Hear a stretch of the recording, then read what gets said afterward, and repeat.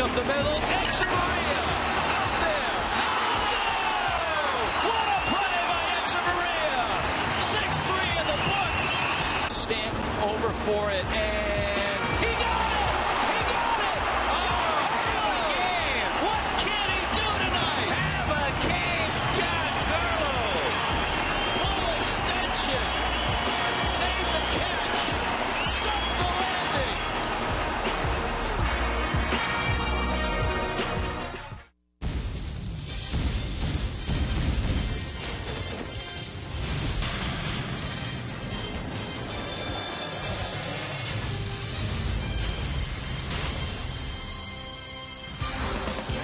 T-Mobile Tuesday Night Baseball in Miami.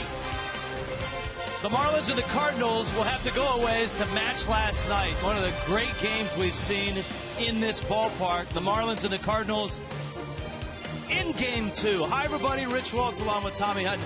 Last night's game had everything. Big hits, clutch pitching, incredible defense.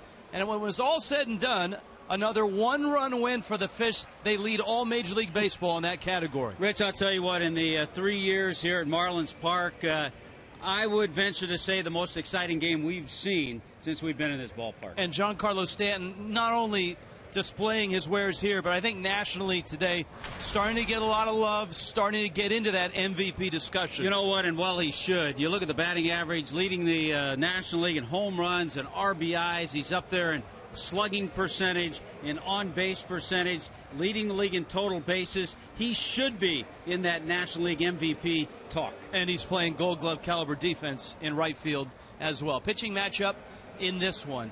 He skipped a start, but now he's back, and it's his second start with the Fish, Jarrod Cozart. Yeah, he had a little trouble in one of the innings, but hopefully Jarrod Cozart can take it a little deeper. He's going to have to be careful when he steps up to the plate, though, because that's where he injured that side a little bit, swinging the bat and running the bases. His opponent, okay, so Clayton Kershaw's right now the front runner for the Cy Young, but Johnny Cueto and Adam Wainwright have got to be right behind him. I'll tell you what, if not for Clayton Kershaw or one-year Roy Halladay, Adam Wainwright would have 2 or 3 Cy Young awards. He's always there in the running. He's a horse. He's what every manager would like to send out there every 5 days. So this would be Game 2, Marlins and Cardinals, and this would be Twitter Tuesday and emails. Oh, yeah. And you know what? A fun night with a surprise ending already planned. We'll let you in on it as the night goes along.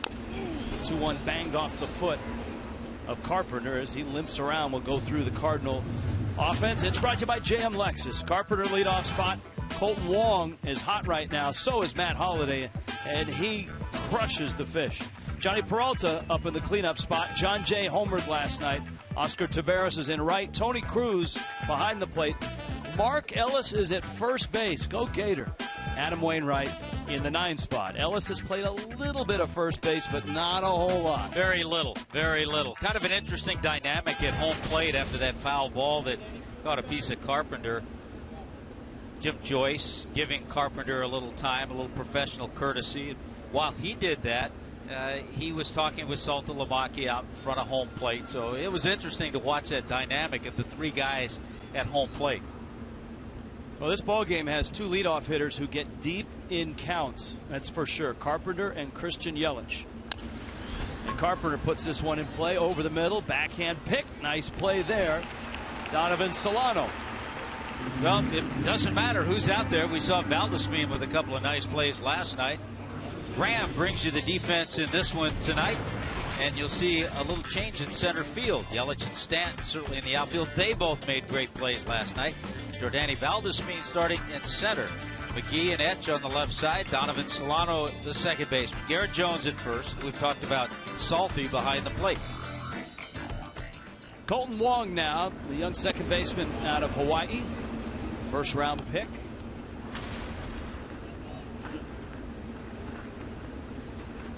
Wong in last night's ball game tripled, an RBI triple in the 9th. And he sends a liner that slices out to Echeverria for the second out.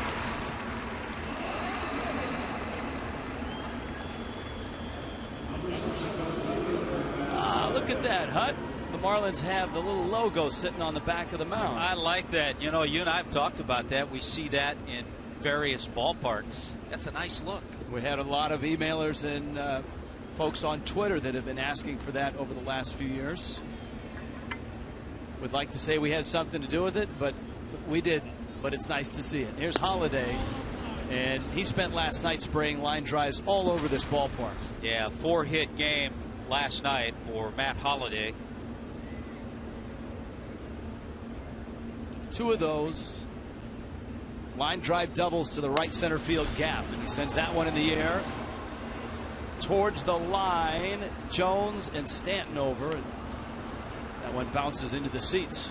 Well, we talked about it last night, Rich. Matt Holliday, 34. He's in his 11th year. He entered this year a career .311 hitter. Career against the Marlins, among all active players, he has the highest slugging percentage. And he's 4th as far as batting average at .355 clip. His slugging is well over 600. And the 1-1 from Cozart. And it darts away at 95 miles an hour. The outfield aligned with Holliday up there. Valdesmean, the center fielder, look at how he's shading over into right center. Holliday drives a lot of balls in that area.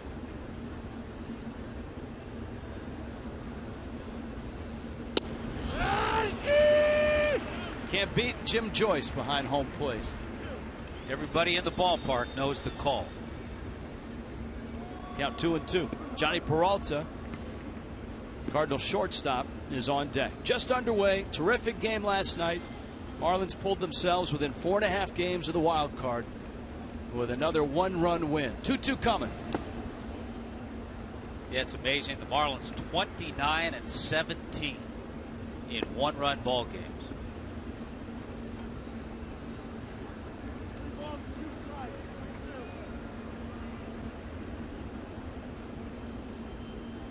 Cozart out of League City, Texas. 3-2. Cozart, an interesting path to the Marlins. Originally a Phillies draft pick. He was part of a group of young players that went from the Phillies to the Astros in the Hunter Pence trade. Jonathan Singleton, one of those young players going from the Philly organization to the Astros.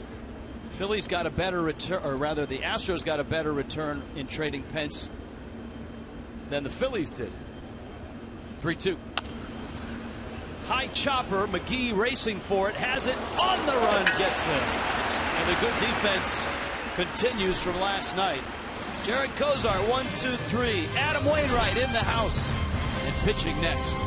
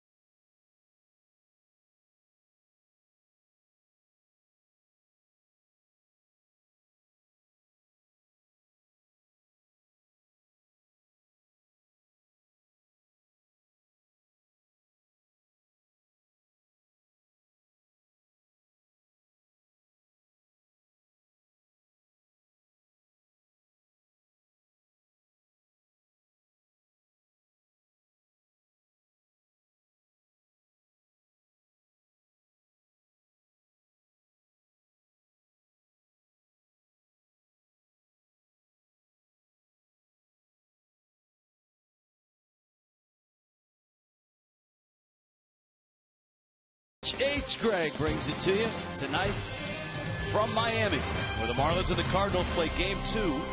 And Adam Wainwright goes to work, his 24th start of the season. Wainwright, a brilliant year, 14-6, a 2.28 ERA. Throws that cutter, gets a strike, and it's 0-1. You know, a lot of times we talk about a pitcher that gives you 6 innings in so many starts. You bump it up a little bit with Wainwright. He's gone 7 or more innings, 18 of his 23 starts. You can see the movement he gets. He doesn't blow it in the upper 90s, but he'll cut it and run it right in on the hands of the left-handed bats. Oh, and by the way, then he drops that nice curveball in there. Just a terrific pitcher. Talked about Yelich and Matt Carpenter. Yelich has had 103 counts this year. And he sees an average of 4.23 pitches per game, second behind Carpenter. So the two leadoff hitters, who aren't your prototypical speed guys, are both guys that see a lot of 3-2 counts and a lot of pitches. There you go. Palmetto 57, Volkswagen. Most 3-2 counts on the leaderboard. Mike Trout, Carlos Santana, and then Yelich and Carpenter. I think Trout is on just about every leaderboard offensive-wise. Ground ball base hit. Oh, that's nice hitting. Yelich in the left field. You mentioned it, Rich. The cutters in, the stuff in. All of a sudden with 2 strikes, Wainwright went away, and so did Christian Yelich. JM Lexus brings you the lineup. Marlins lineup. Yelich in the leadoff spot. Jordany Valdespin's in center. Check it. Yep. You know what? Jordany Valdespin is in center. Giancarlo Stanton in right. Casey McGee at third. Garrett Jones at first. Jarrod Saltalamacchia do the catching. Danny Echeverria the shortstop. Donovan Solano at second. With 2 strikes, Christian Yelich on this swing. Look at the pitch. The target's away. The pitch is away. Looked like a little backdoor cutter he tried to get just on the outside corner. And Yelich with a beautiful base hit. And of course, Valdespin in the 2 spot. Marlins have bunted a lot with him. Swings away and he pops it up towards the Marlins dugout. Calling for it and catching it is the third baseman Carpenter.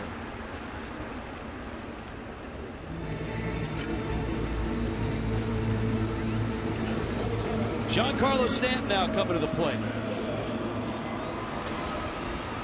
For Stanton, an enormous night last night. In distance, in stature, on offense, on defense.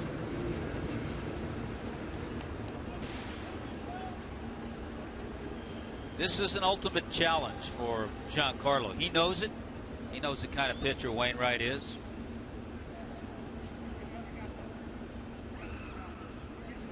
Cardinal defense shifted, and Wainwright works him in.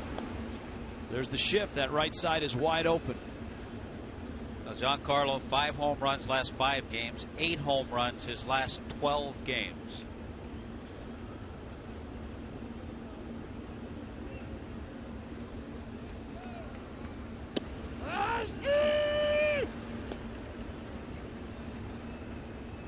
Ball and a strike. Stanton now 31 homers, the 82 RBIs. Both those numbers lead the National League. And that string of batting practice sessions in the cage, he said last night, got him back on track when he was struggling. Well, you can see the plan. They're playing him and shifting him to pull, and Wainwright has the type of control and command. And you notice he's really tried to work him hard inside. And he threw that one cutter for a strike.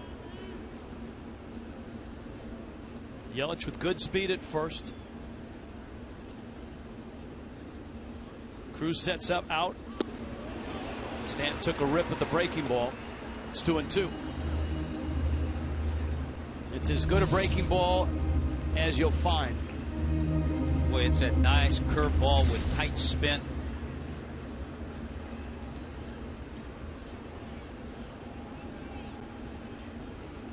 Wainwright runner-up to Clayton Kershaw in the Cy Young voting last year.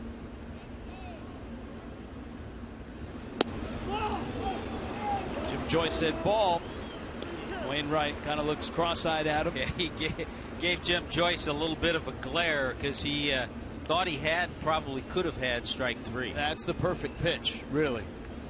At the knees, outside part. See if maybe Yelich is on the move here. I think yes.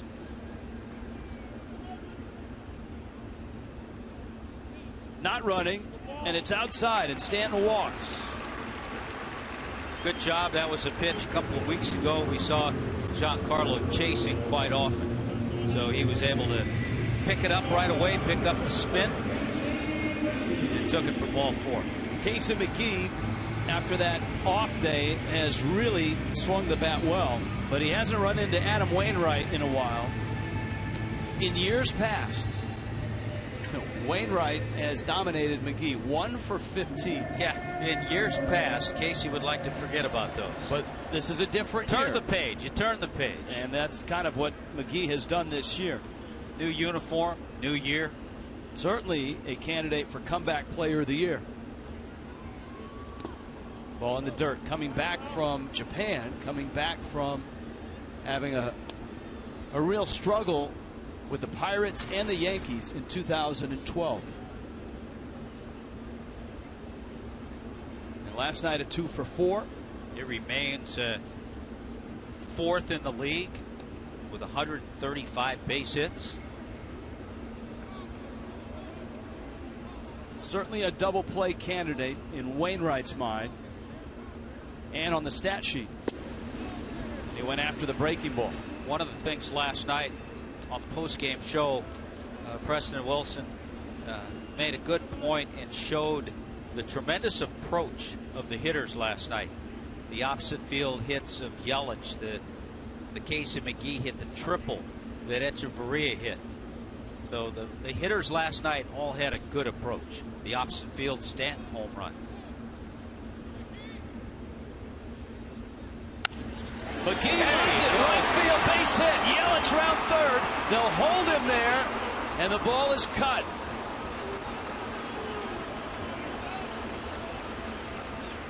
Bags loaded. 1 out. Not a good throw by Oscar Taveras at all. Now you can't anticipate that, and he had the ball 3 or 4 steps before Yelich got to third base. So that's what Brett Butler has to go on. He's waving him until he sees how quickly Taveras got the ball. but a very poor throw of the Cardinal right fielder. But a great approach on Phantom Cam from Casey McGee, and that slides right into your reference of Preston Wilson on last night's postgame show. And here's Garrett Jones now. Well, the Marlins have a chance to get early runs against Wainwright. Jones, one of the few Marlins that's had success against him, and Wainwright misses in. There you go. There are those numbers. Cardinal infield shifted for Jones, but not severely.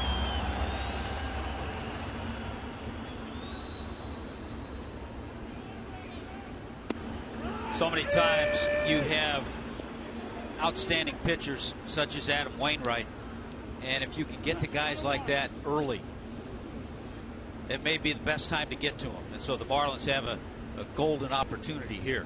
It may be the only time to get to yes, because they know how to find it and put it back together. Ball's in. Well, he's missed in twice. He had a get-me-over curveball for a strike. Yelich, a single. Stanton, a walk. McGee, a single.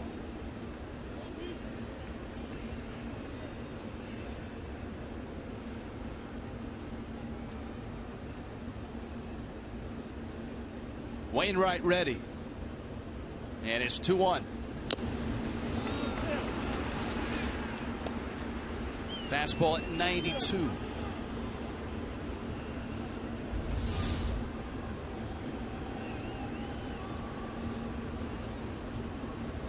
Like a four-seamer. Yeah.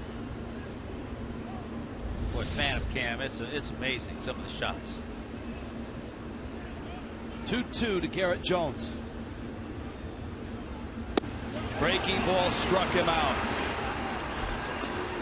And it's up to Saltalamacchia to squeeze something out of this inning.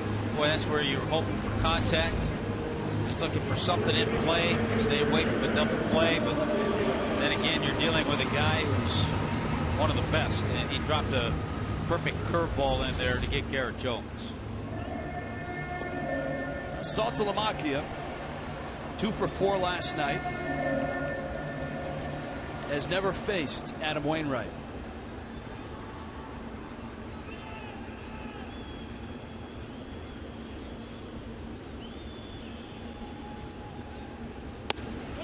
Fastball in. Bags loaded.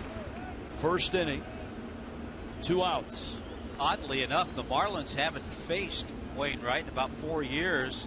This is his first start at Marlins Park. I've seen him a few times up in Jupiter, though, in spring training. Salty rips it foul. And the count evens at 1-1.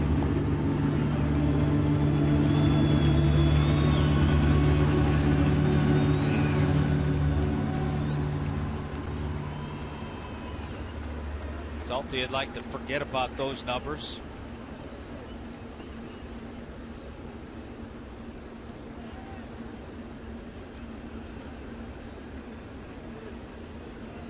Long sequence by Cruz.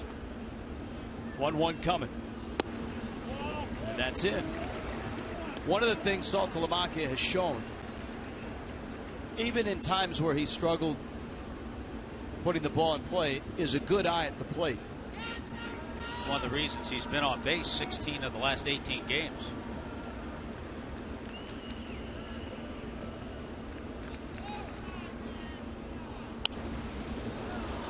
Wainwright comes up and gets a foul ball. It's 2-2. Well, remember the go-to pitch for Garrett Jones. He struck out Jones with that big curveball.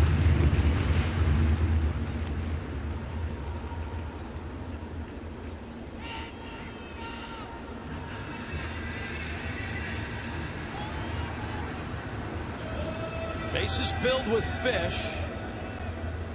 Adam Wainwright struck out Garrett Jones. He's 2-2 on Saltalamacchia.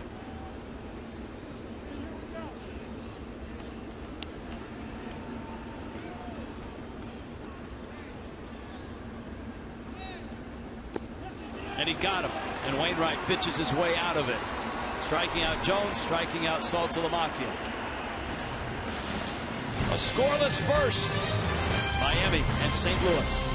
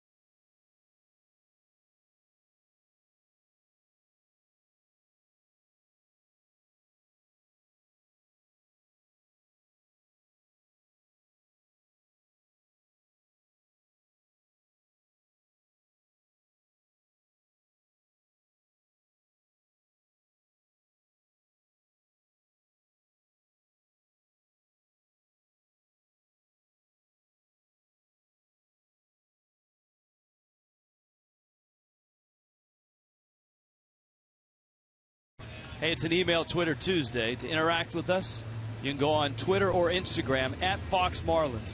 If you want to email us, go to foxmarlins@gmail.com. foxmarlins@gmail.com. If you want to hashtag it, #LetRedIn. Jarrod Cozart goes to work. Johnny Peralta, John Jay, Oscar Taveras for the Cardinals. Cozart misses away. Peralta at shortstop and in the cleanup spot, 2 for 4 last night. Cardinals have swung the bats quite well their last 2 ball games.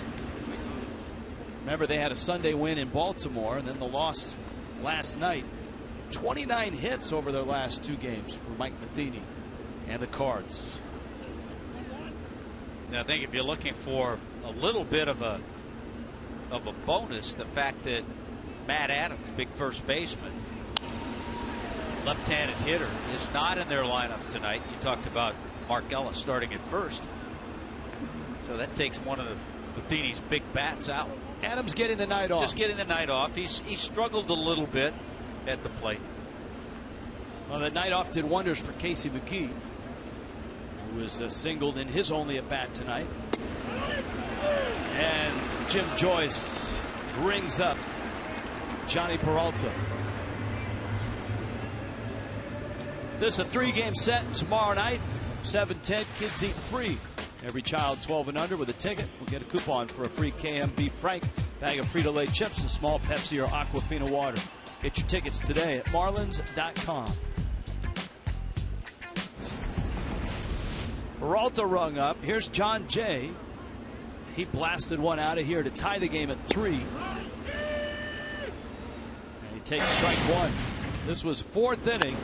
And it erased a 3-1 Miami lead. Yeah, Tom Kohler got in trouble last night with a lot of mistakes with his fastball. No fastball there. Good breaking ball. First email out of the chute. It's from Andrew in Delray. At what point will the Marlins consider Jordany Valdespin as the starting second baseman? That one line foul. Or are the Marlins still auditioning him?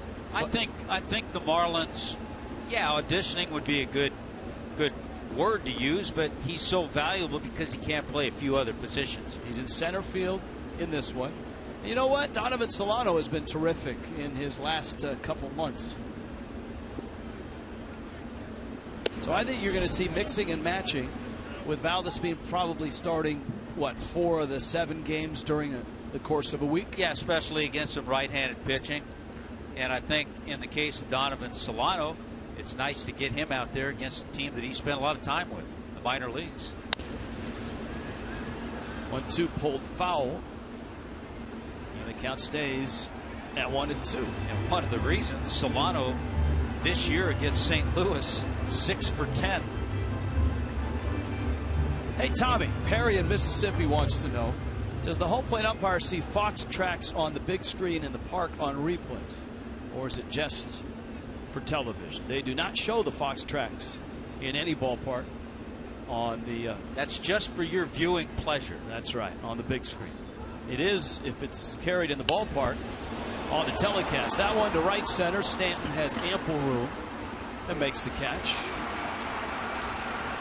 And there's 2 outs. I'm writing emails right now. You can write Herd on tweets. Paulo wants to know, what's the reason for Steve Cishek's recent inconsistencies? Well, we kind of went over that. We talked to a number of people, talked to Mike Redmond. Most of it centers around command of his fastball. He has to have good sink. He has to keep his fastball from the knees down. And lately, slider's been okay, but the fastball, a lot of them have been up, and that's where he's gotten hurt. 3 2/3 innings, his last 4 outings, he's given up 9 base hits.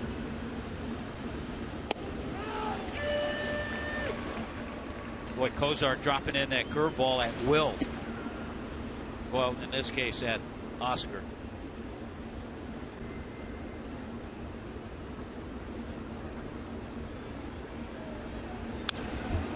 That one foul back. Now Oscar Taveras, one of the top young prospects in all of baseball. And with the trade with the Boston Red Sox, Alan Craig going to Boston, getting John Lackey. Joe Kelly also going to Boston in that deal. Taveras getting the full-time job. Reaches down, sends that one Stanton's way. Giancarlo is there, makes the catch. 6 straight retired right out of the chute for Jarrod Cozart.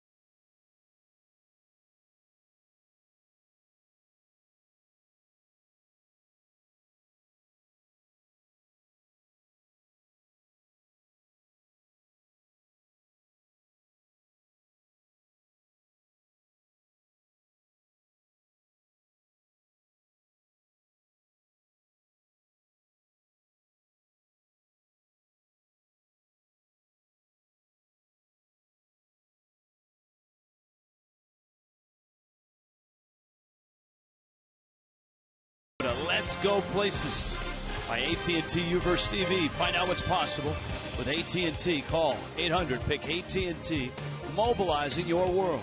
By Checkers. Checkers brings big flavor for a small price. Feed your craving for quality for only $1. Cha-ching. By your South Florida Honda dealers and sfhondadealers.com. In Miami tonight, the Marlins had Adam Wainwright in a compromising position in the first. Bags loaded and 1 out. Wainwright struck out Garrett Jones and Jarrod Saltalamacchia. So it's Echeverria, Solano, and Cozart in the bottom of the second. These are situations where a guy like Adam Wainwright, who is 31, he'll be 32 August 30th, but where over the years he has been able to put it back together. A little shaky in the first inning. Marlins had the bases loaded, but he was able to work out of it. We'll see how he responds at the bottom third of the order here in this inning.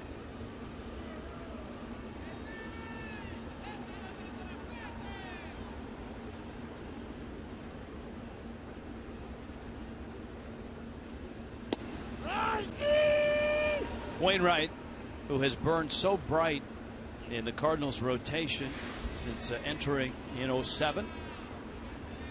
Scouting report. Well, you talked about the sink. He tails it, cuts it. Nasty curveball. We've already seen it, and boy, is he a consummate pro. Bouncer. Carpenter. Across the diamond in time.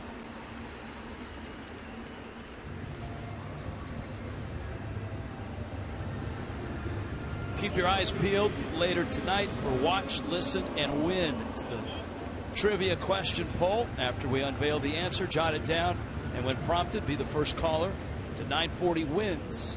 That's tomorrow for a chance to win Marlin tickets. Visit foxsportsflorida.com. Glenn Geffner and Bill Beck on the Marlins radio network.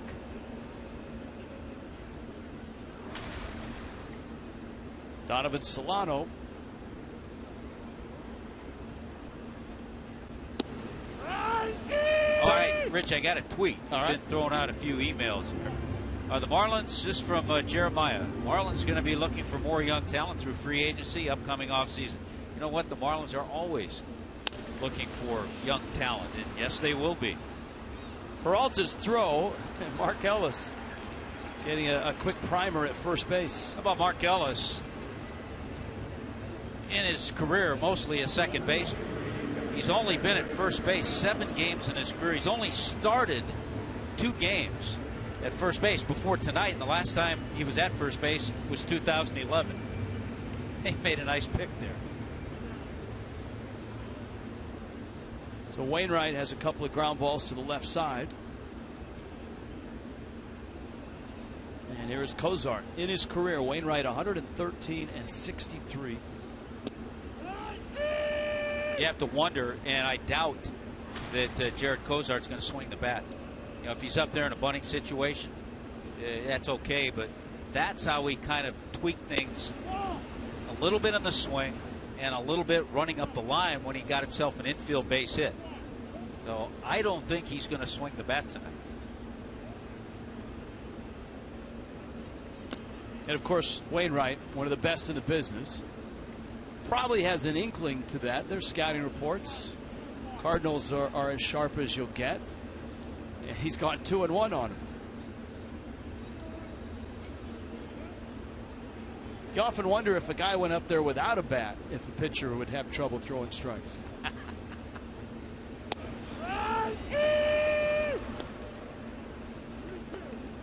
Counts 2-2. 36 pitches already for Adam Wainwright. And he splits the plate. Cozart is not swinging the bat tonight. He takes strike 3 call. Miami's done in the second. Cardinals and Marlins are scoreless.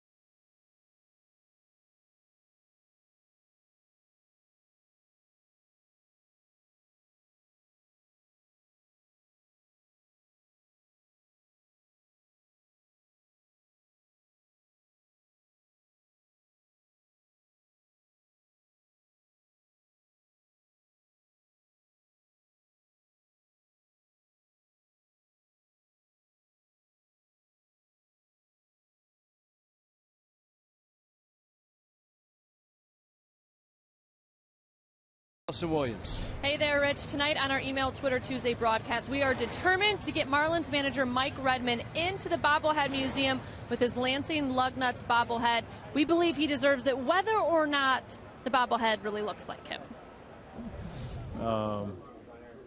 Yeah, I don't know. I think that might be generic baseball face number 7. It doesn't really.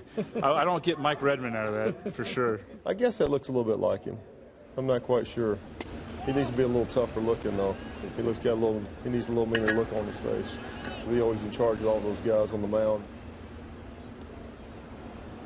So yes, it may not be a spitting image, but really, I mean, what bobblehead is, and no, he doesn't bobble all that well. But regardless, we think he deserves to be in the Bobblehead Museum. So the hashtag tonight for our Email Twitter Tuesday is #LetRedIn. I enjoy hanging out with him down here, but I think he'd rather be amongst his peers in the Bobblehead Museum. So our mission is to get enough people to tweet in and get with the curator of the Bobblehead Museum and get him to open up the doors for manager Mike Redmond's only bobblehead, by the way. He never got one in the big leagues. This is the only one he ever got. You know, I've not met the curator of the museum, by the way. We have an email, not to get read in, but a question that involves Mike Redmond as Mark Ellis stands in. Jarrod Cozart delivers outside.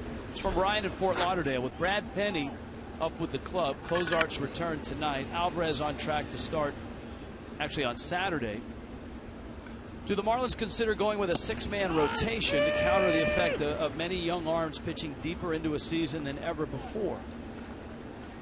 And thanks for your answer. Actually talked to Mike Redmond about that yesterday. And one of the things the ball club has next week, 2 days off. Which is a rarity. It's nice at this point in time. Monday and Thursday between the 2-game set against the Texas Rangers. So Redmond said because of the 2 days off, for the immediate future, the Marlins will have a 5-man rotation and someone's headed to the bullpen.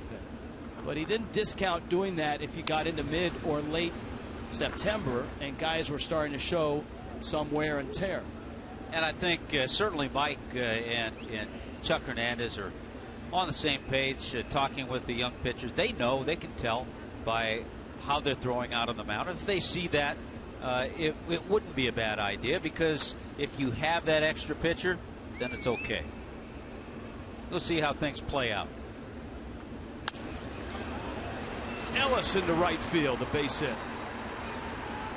Well, Mark Ellis has done that a lot over his career. As a hit to right, up comes Wainwright. If you want to tweet your fan photo, hashtag it FLFanPhoto for a chance to have it shown in an upcoming telecast. It's brought to you by AT&T. Our fan photo last night was a terrific one. Remember, our fan photo last night was Ben and his brother. Ben, the Marlin fan, his brother, the Cardinal fan.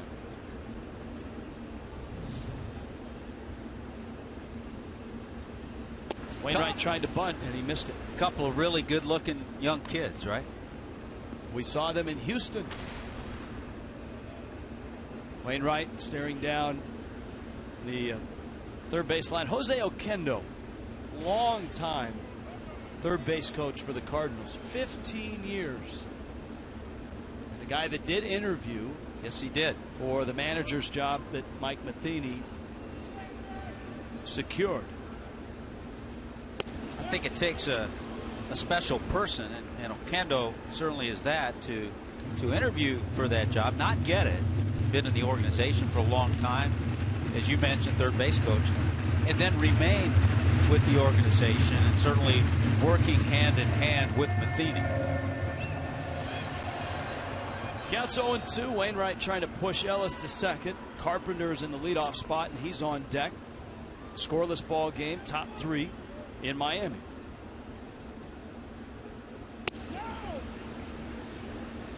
Obviously, even with 2 strikes, Wainwright trying to bunt. He's a pretty good hitter. He has 10 hits this year. He has 100 career hits.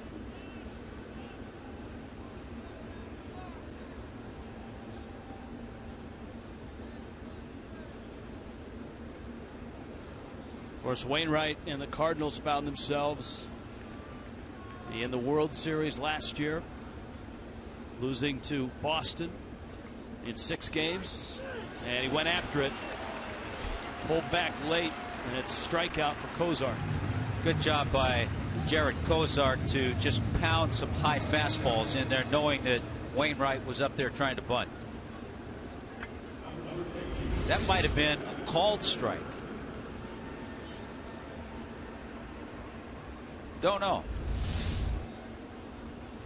Either way, it was a strike. There you go. There was no argument issued. Now Carpenter, who bounced to second, back in the first. Ellis has hit the first one that Cozart has given up.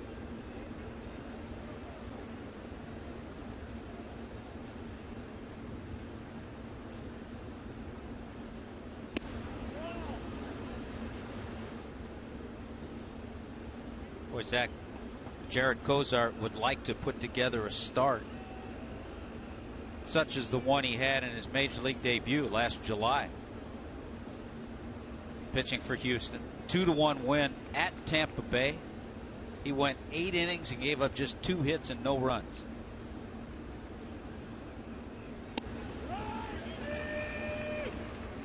Had a no-hitter through 6 innings in that game.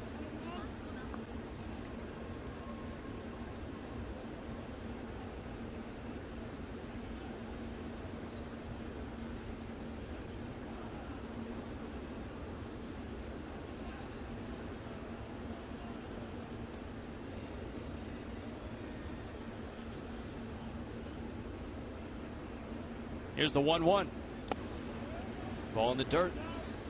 It's a lot of Mike Redmond emails. Brian and Coral Gables, need your help with an issue I continue to have with Mike Redmond's managerial decisions. In my opinion, there's many times he waits too long to make a change of pitchers. Go back to the Sunday game against the Reds. Brad Hand lost control. You know what's amazing? We get emails on both sides. Just the opposite. That Mike Redmond has too quick a trigger finger. Yeah, it's easy to sit back in that lounger and make that decision after the fact. Yeah, like with Tom Kohler last night. So, but Brian, we appreciate the email, and you got to appreciate the way Jarrod Cozart's throwing right now.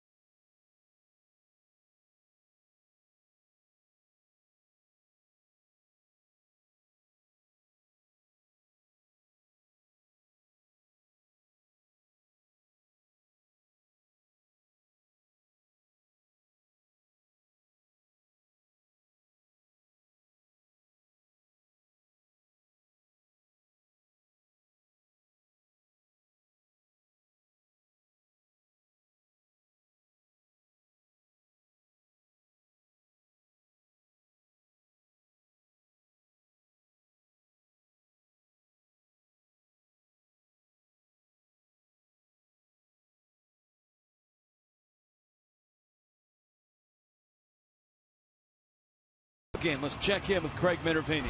Hey, Rich, thank you very much. We were talking to Giancarlo Stanton today. They didn't make a big deal out of it, but he said, come on, guys, off camera. He said, I hit this one last night way better than the one that they said went 484, which was to our right or camera left back on April the 4th. Now, last night's shot, as you look at the home run, hit right about where I'm standing right now. Now, the difference, according to my friend over at Hit Tracker today, Hit Tracker Online, and they looked at this tonight and made sure that they're going to stick with 470, is back in April when they said it was 484, which is more to the left of Budweiser. These windows were open then. So the ball landed beyond. There's 2 and 3 tracks behind me. It landed beyond that, and it was going more the trajectory of out.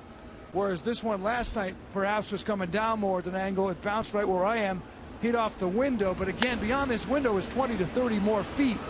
And so that's what they're saying. They told me tonight they're going to stick with the 470, even though Giancarlo said, man, that's got to be over 500. Well, that's one of the cool things about that site is they take into effect the velocity of the ball, the trajectory of the ball, and it's not necessarily where it lands. They estimate where it would end up if it didn't hit anything. And they said what's thrown off maybe is the fact that because it's closed, the windows, it's knocking off at least 25 to 30 feet that you didn't have in terms of closed off on April the 4th. All right, here's my input, and I'm just thinking about this with trajectory. The one that went over the Budweiser sign was actually moving upward.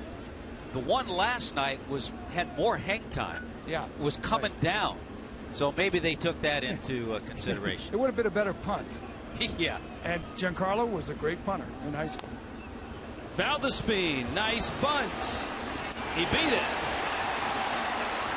And he's aboard. And here comes Stanton.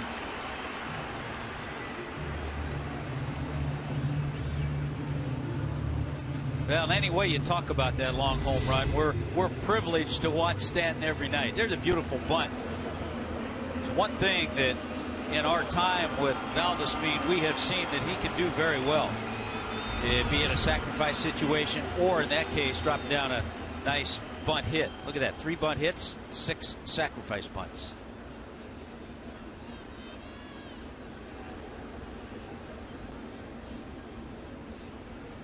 Now Stanton, and he takes the ball. He walked back in the first. Steve from Stewart watched MLB Network last night. Just want to let you guys know that Eric Burns and Harold Reynolds gave a lot of love to the Marlins, and Giancarlo got about 10 minutes of major love.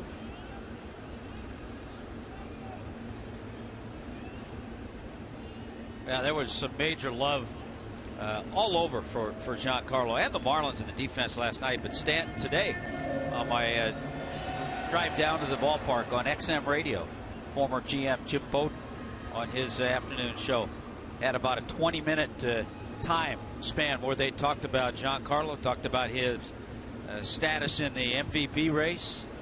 So it's good to hear people nationally getting an opportunity to hear about one of the best.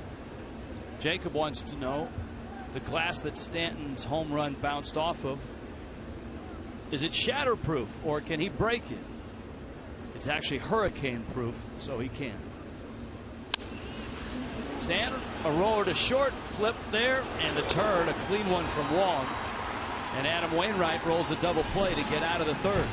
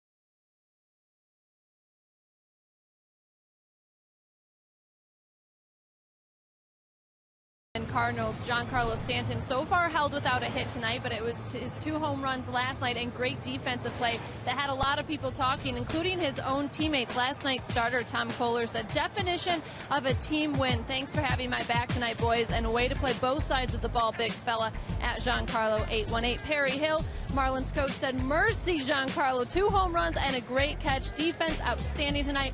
Etch was sensational as usual. The kid can play shortstop. And Jarrod, Cozart, who's on the mound tonight for the Marlins, said TK was solid, bullpen was great, and Superman did his thing at the plate and in the field.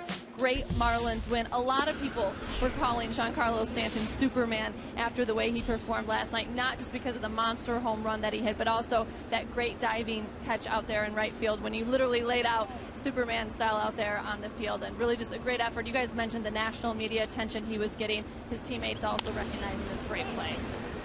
Little short one in center field. Valdespin in there and makes the catch. Thank you, Allison. You know what I was glad to see too, Rich?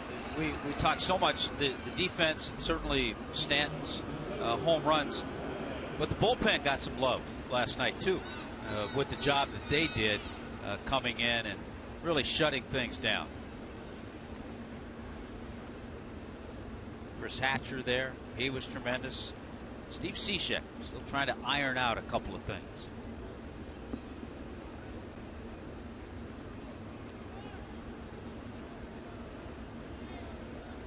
Matt Holliday bounced to third back in the first.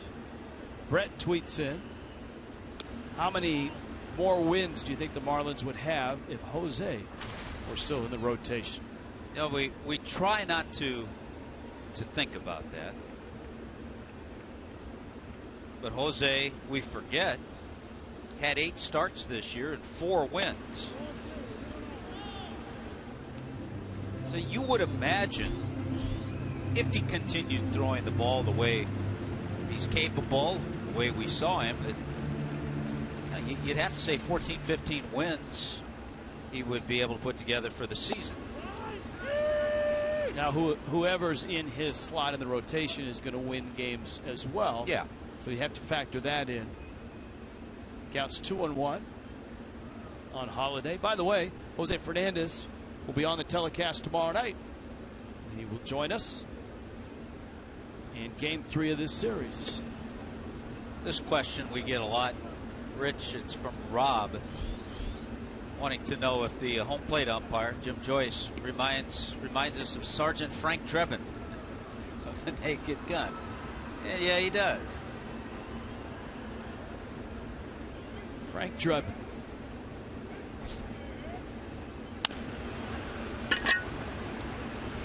Echeverria on first. Diamondbacks are here on a Thursday for a 4-game series, and on Friday it's Fireworks Friday. That's on the 15th at 7:10. Fans 21 and older can enjoy $4 domestic beers during happy hour at the Budweiser Bowtie Bar from 5:30 to 6:30. You can stay after the game for a fireworks display presented by Duffy's Sports Grill. Friday night, Marlins, Diamondbacks, and fireworks. Tony and Ivan have similar tweets, and they want to know if things continue this way and the Marlins were to get to 500, maybe finish a little above 500, would Mike Redmond be considered as National League Manager of the Year? I think he would be considered. I don't think he would win because it usually goes to a team that moves on a little further. But with having his team lose 100 games last year, and with the turnaround, the way things have been this year without Jose Fernandez for a good part of the year, I certainly think he would deserve some consideration.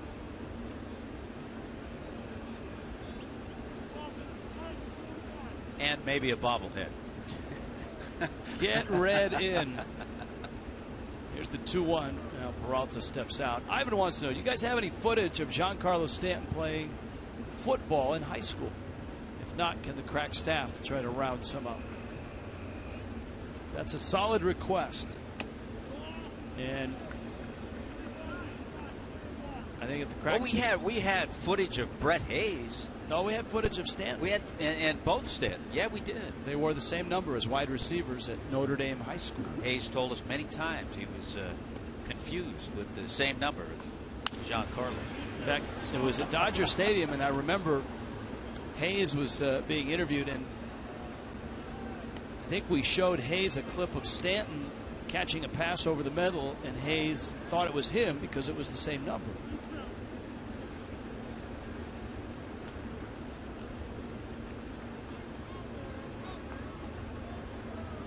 Three-two.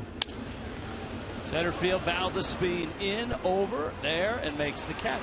Jarrod Cozart cruising. He's through 4. This game scoreless.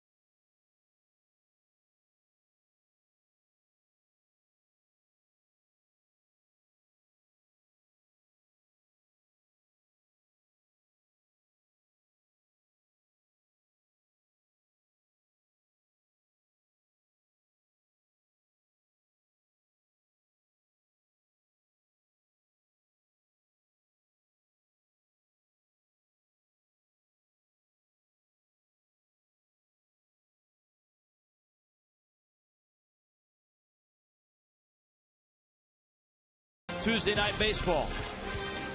By the Game stands tall in theaters August 22nd, and by MCCI Medical Group, keeping you healthy. In Miami tonight, after an epic game last night, Adam Wainwright and Jarrod Cozart have quieted things down. Wainwright has worked 3 scoreless, pitched out of a bases loaded 1-out jam in the first. He gets Casey McGee, Garrett Jones, and Jarrod Saltalamacchia. Bottom 4, scoreless game. Wainwright threw a lot of pitches in that first inning, but threw just 5 pitches to get out of the third.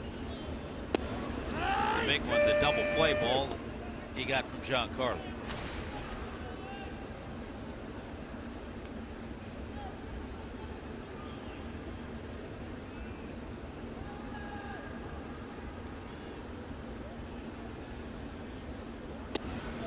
Tommy, were you any good at science in high school? No, you know, it was always kind of fun, the little experiments and things you could do, but I always needed to work with a couple of other people. They'd put you in groups. Here's a 1-1. McGee, another hit. Rifles it into left. Holiday picks it up. McGee's going for 2. The throw's cut, and he gets there. Beautiful. That's just beautiful. That's anticipating the guy in left field, in this case Matt Holliday, playing deep and not having the strongest of arms.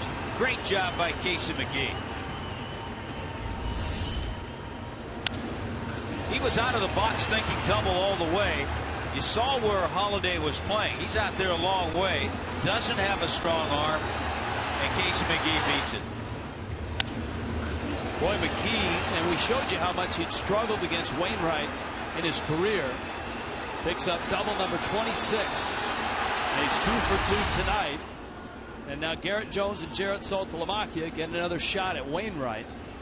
Try to knock in a run. Wainwright struck out Jones, struck out Saltalamacchia with the bags loaded in the first.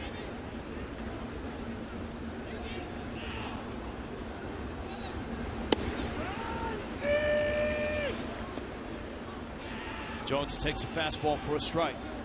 This is a situation where you would hope your worst case scenario is a ground ball to the right side. And Casey McGee ends up at third. He just 1 for 15 against Wainwright before tonight, and he's 2 for 2. Wainwright ties Jones up. Yeah, I think about Adam Wainwright, and the thing that came to mind yesterday when I was going through some notes on him is that he's been the modern day Juan Marichal.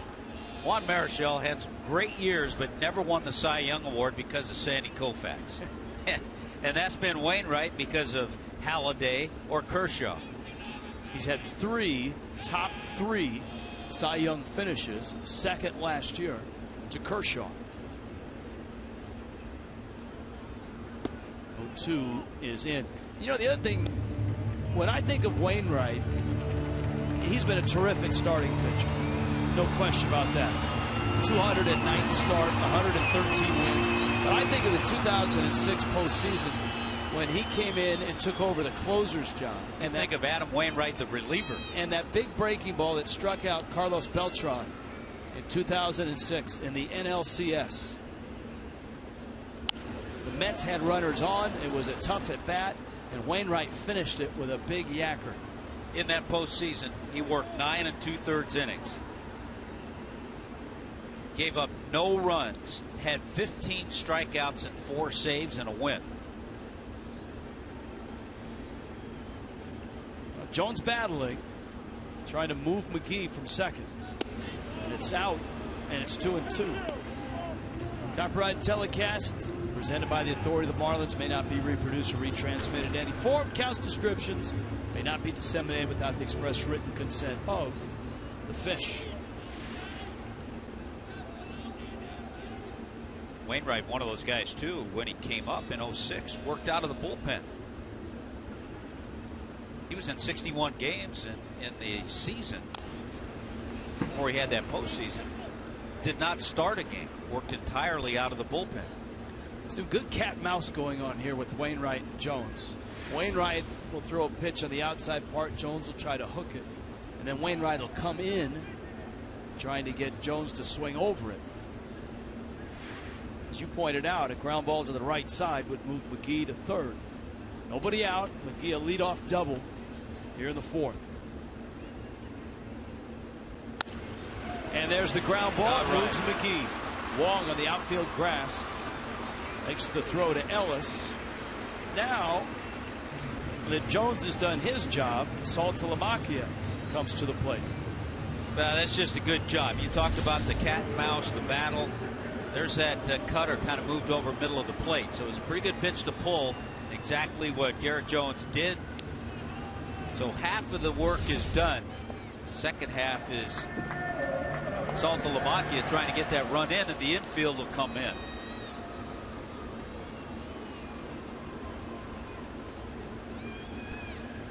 Saltalamacchia down on strikes, had a deep count in the first, and that finished the inning. Fastball in. Runner at third, less than 2 for Saltalamacchia. He's under the major league average. Comes in at 51%.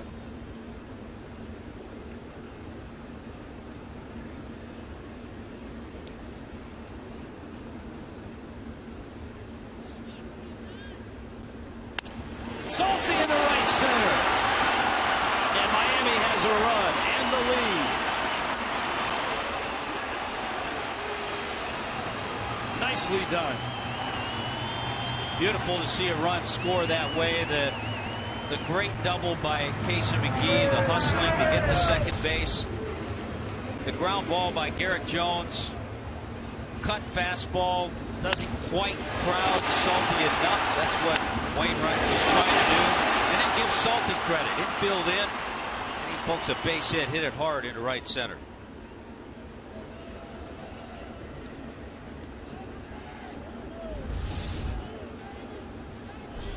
So Saltalamacchia is at first. Wainwright to Echeverria. Edge sends one out to right center field. Jay and Tavares.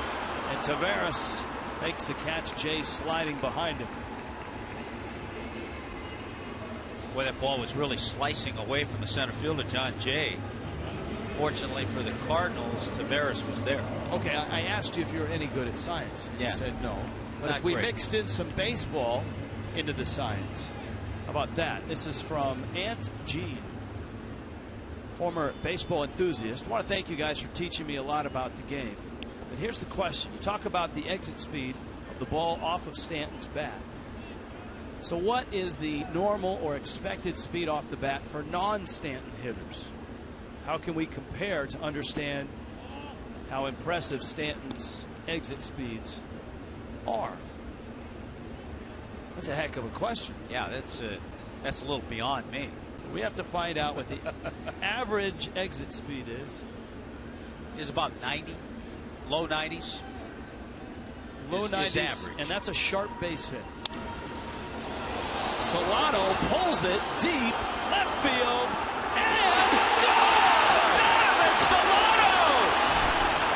Oh, you put him up against his former team. Solano yanks one out of here. And the Marlins, just like that, have 3 runs. That's what we needed to do. We needed to start talking about exit speed.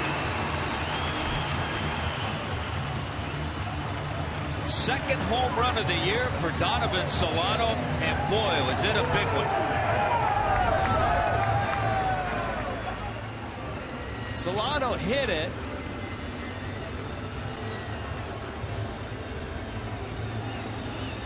And it hits the foul pole. Wow. Once he hit it, Solano stood and watched. He thought it was foul. And then he started to run. Solano thought it was foul. He started walking back to the batter's box. These are little things, Rich, that go overlooked a lot of times with the manager. Mike Redmond deciding to make the choice to sit Ozuna tonight because he's struggled lately. Get Valdespin in the game and get Solano in the game. And Donovan Solano comes through with a huge home run.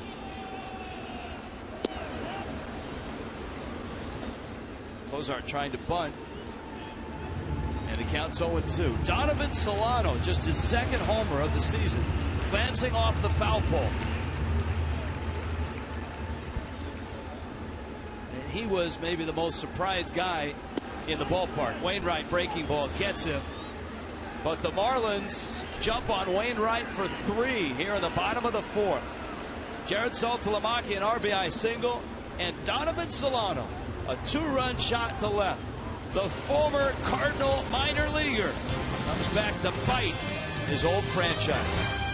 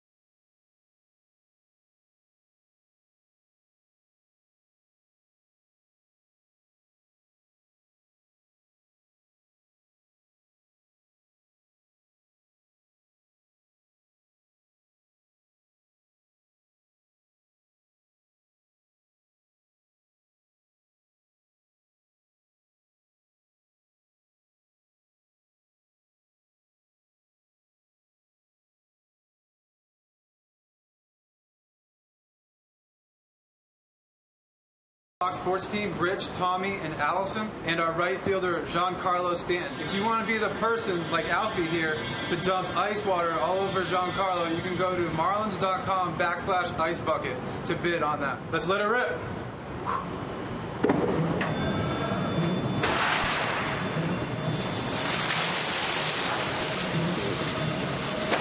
Really cool.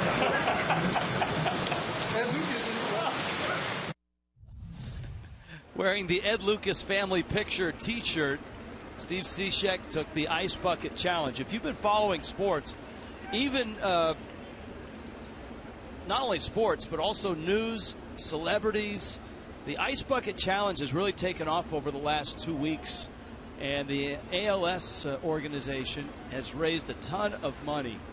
And if you're interested in donating, go to alsa.org. alsa.org. And you know what? They've raised over the last, what looks like 2 weeks, over $4 million in donations have come in. Same period last year, they raised $1 million during that time. So Buck Showalter, the Orioles manager, during a press conference, accepting the challenge. And how it works is you challenge somebody to get the ice bucket dumped on them, but you have to take someone's challenge. So Cishek was challenged. He took the challenge. He got the ice water dumped, and he just challenged his college coach. His college coach and us. Oh, yeah, I forgot about that. Yeah, and us. So Allison Williams, you, me, and Giancarlo Stanton, and it looks like it might be happening sometime tonight. Really? It looks like if you want to be the person that dumps the bucket of ice water on Giancarlo Stanton's head, you can do it. You can bid at marlins.com/icebucket. And the bidding ends Friday at 5 Eastern. We'll see how much money we can raise. But apparently we've been challenged, and you've got to do it within 24 hours. So once you get the challenge, you got 24 hours to take the challenge. Allison Williams, are you in on this? I guess. It's for a good cause, so I'm in. But my idea was to do it after the game because I've received an ice bucket once or twice after a Marlins game during post-game interviews. Whether it was intentional or not, that's debatable. So I've been there, and I feel like I can do it one more time to raise the money and some awareness How about for if ALS. we help? So if you guys will join me. Yeah, we'll help you out. All right. At least I won't be alone this time. We will? Yeah, we will. You in? Tommy's in. All Rich? right. Come on. I'm in. It'll make for good TV. Maybe. Or really bad. So, but you have, I see your case because you have taken it a few times with the Gatorade, with the water during interviews. And that's for the team. And that's always for the team.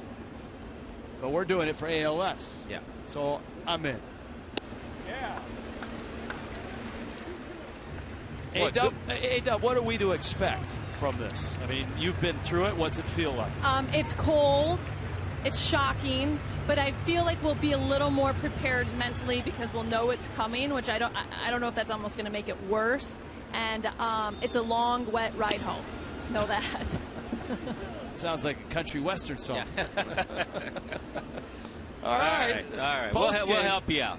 So stick around, Marlins Live. Apparently we've got the Ice Bucket Challenge tonight. And I got a tweet from Dylan that I'd like to get to. Oscar Taveras walks. Talked about the glass behind the Budweiser bar. Dylan says it might be hurricane proof, but I'm not sure it's Giancarlo proof. Checkers brings you tomorrow's tilt. Miami up here 3-0. Justin Masterson, who came over from the Indians, thus the photoshopped cap, and Nathan Eovaldi going for the Marlins. Masterson has not pitched well wearing that Cardinal cap. Well, first walk issued by Jarrod Cozart, but he continues to ride that fastball up in the zone and drop in some pretty good curveballs. All of a sudden, though, the last few curveballs, he's kind of left hanging. Tony Cruz, local kid out of Santa Lucia's High School. A.J. Pierzynski got the start last night. Had a couple hits, had a crucial throwing error.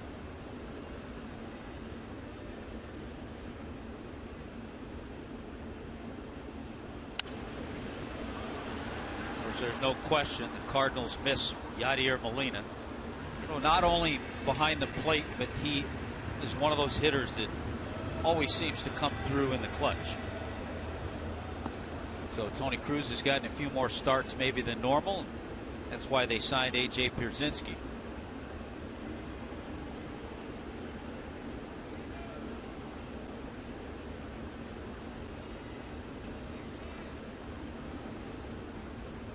One to Cruz. It's down low. Who will do the dumping? Who's going to dump the ice buckets on Allison, on you, and on me? That's a good question.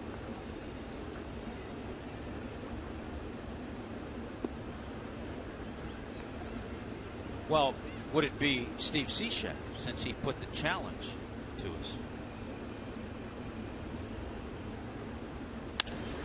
Bouncer up the middle. Solano got it. Etch turns it. Nicely done. Jarrod Cozart gets a double play halfway through in Miami tonight on an email and Twitter Tuesday. Donovan Solano's home run, a big one, and the Fish lead it 3-0.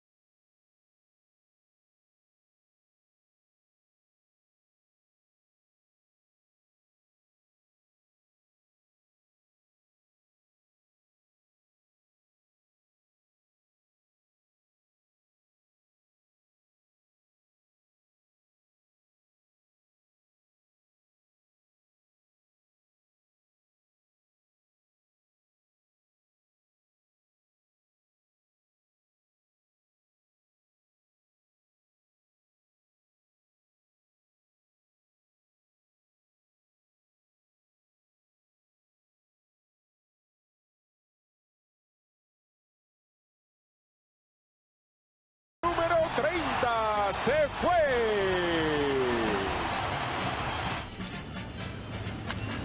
Y esta vez, ahora sí, empate con Abreu. ¡Bombazo!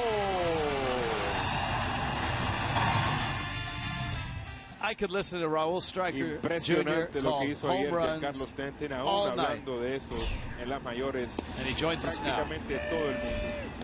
Raúl. De verdad que fue algo espectacular y los Marlins en estos momentos pudieran tener el jugador más valioso de la Liga Nacional. Hey, Raúl. What's up, guys? Good to hear you. How you been? Thanks. I've been doing well. How about yourself? We're fine. We're fine. Awesome. Especially after yesterday's game, and then so far, great pitching duel, and it's good to see some runs on the board for Cozart. Hey, terrific calls on the Stanton home runs. Thank you, guys. How can you not enjoy those blasts that way? It's fun, and it's all of a sudden the ball club playing well. This would be a big one to get tonight against Adam Wainwright. Yeah, it was looking like they gave up a big chance in the first inning, but it's nice to see them capitalize in the fourth, and especially with the bottom part of the order doing the damage. Now you have a better look at the ball off the bat for Solano. You're a little further down. Solano didn't think it was out. He went back to the batter's box. Off the bat, what did you see? I thought it was going to be foul as well. As a matter of fact, I was pretty much calling it as a foul ball, and then all of a sudden I said, wait a second, and sure enough, it hit the pole there at the end. So he almost did his Carlton Fisk imitation. Yelich into center field for a base hit. All right, Raúl. Good to hear from you. Thanks, guys. All right, keep it going, Raúl. All right, for sure. Thank you. Christian Yelich to center field. Marlins have a leadoff hit here in the fifth. And Yelich keeps it going. Nice swing. Couple of hits tonight. Yeah, he swung the bat nice all series. This year, Christian Yelich against the Cardinals has been to the plate 22 times, and he has 11 base hits. Stan in Asheville, who watch us a lot, wants to know who is the fastest Marlin. Is it Yelich?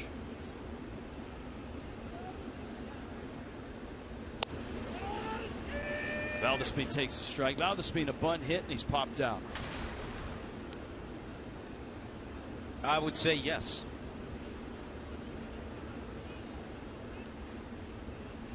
What do you think? I guess it depends on pure speed. Up the line or first to third. Valdespin's bunt. Wainwright gets it out there. And Yelich is out. And Eddie Echeverria might give him a run for it. But I'll still go with Yelich. All right. You go with Yelich. I'll go with Craig Minervini. Craig? Rich, Giancarlo Stanton was asked before the game here today, last night, was it the best all-around game you ever had, including Little League? He said, well, I had some good games in Little League. One game in particular, he said he had 3 homers the first 3 times up. They walked him the 4th time. The 5th time he came up, batted lefty. Hit one off the fence for a double. He said he should have stayed lefty a little more. Wish his dad would encourage him to switch hit. His dad here tonight. Stanton takes in Big Mike.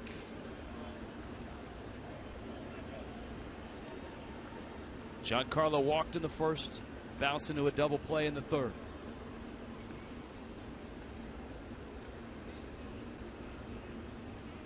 Casey McGee on deck. McGee's got a couple hits against Wainwright.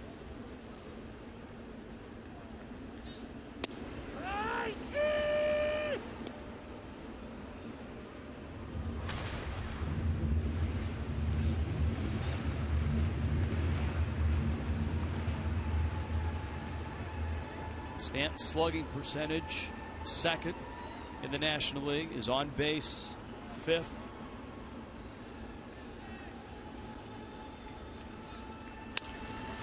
Bouncer towards short. Peralta, the turn in time. Wong with a nice turn.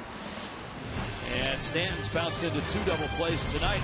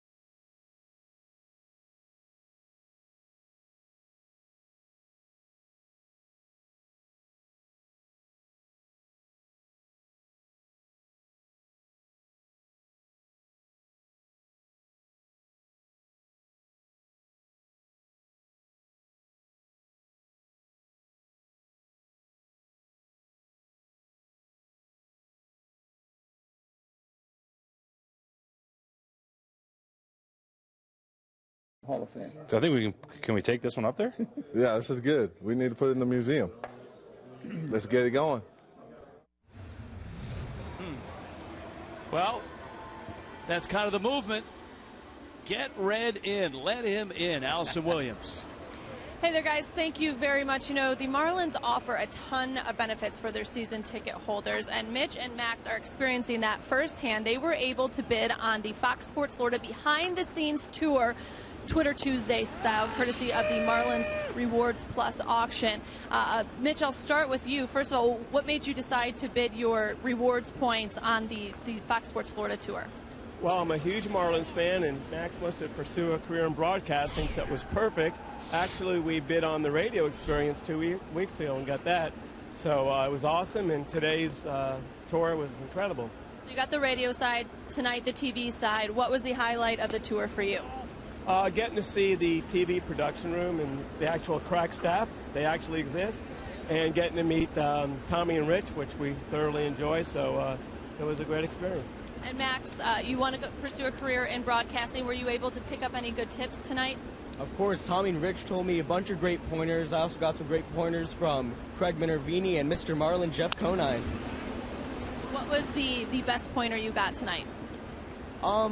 Stick with broadcasting, get a lot of experience in it, but also pursue other things, reach out, you know. Max, you are well versed in this whole TV thing. I know you got a chance to appear on our sister station, Sun Sports. What did you get to do for them in the Heat? Oh, I broadcasted some of the second quarter for the Miami Heat. Once in a lifetime experience. I had a great time. I'm shocked because Max told me that he wasn't nervous doing that game. I still get nervous sometimes on TV, but you were nervous watching them, right? Yeah, myself and my wife and my daughter were sweating out because we were watching the game and didn't know how he was doing, but it turned out he did a great job. I'm sure he did. And you were tweeting earlier, right? Because this is the Twitter Tuesday version of the tour. So what tweets did you send out earlier? What's your handle? My handle's MIAFan25. I sent out a tweet with me, Rich, and Tommy. And yeah, that's my Twitter Tuesday. Did you use the hashtag #LetRedIn? I did not, but I will make sure to do one right now. #LetRedIn Twitter Tuesday. That's right, Max. You got to make sure you do it right when you tweet with us here on Twitter Tuesday. We're very strict. Guys, thank you so much. We hope you enjoyed the tour and your time here tonight. Okay, thanks, Allison. Rich, Tommy, back to you guys. Allison, nice job. And we'll see if Red gets in. He did say or intimate that he would rather have a Marlin bobblehead as the skipper. And he did say that, you know, Conine has like 7 or 8 different bobbleheads. Hey, and by the way, speaking of the Miami Heat, we had some nice visitors to the booth. Eric Reed and the coach, Tony Fiorentino, came up to say hi. Good to see them. Always good to see them. And big baseball fans. If you'd like to interact with us tonight, at Fox Marlins on Twitter, foxmarlins@gmail.com, and the hashtag #LetRedIn.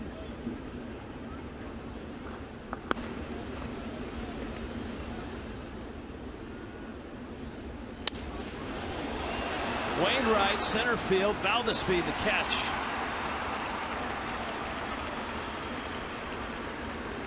Well, the Cardinals let Wainwright swing away. He got good contact. And there's an out. All right. This is watch, listen, and win poll question. You have to tweet one of these answers. 9:40 wins tomorrow morning. Who should the next Marlins bobblehead be? Steve Cishek, Adeiny Echeverria, Henderson Alvarez. Oh, come on. Rich Waltz and Tommy Hutton. Hashtag MIA4 is the proper answer there, or hashtag MIA3, hashtag MIA2, hashtag MIA1. Can I vote on that right now? On Marlins Live postgame, we'll have the results, and if you listen tomorrow morning to 9:40 wins, if you're the first caller when prompted and you have the correct answer to this poll, you can win Fox Sports Florida gear, trip to a Marlins game on the Fan Express for 50 of your closest friends. Go to foxsportsflorida.com for more details. The announcer's wing at the museum is, I mean, there's some good guys in there, but I mean, really? Rose and Millar? Vin, okay. Euchre, fine. I'm all right with that. Mets guys. John Miller in a Hawaiian shirt.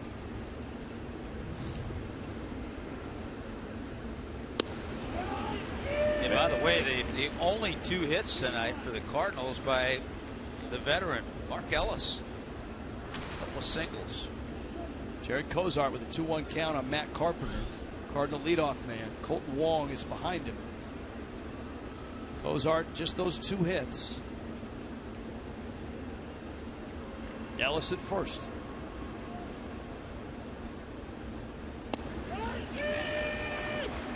Jim Joyce. Kind of lineup rich the Cardinals have. We talked about it last night. They're last in the league in home runs, but they're the kind of lineup that keeps coming after you. They have those type of hitters.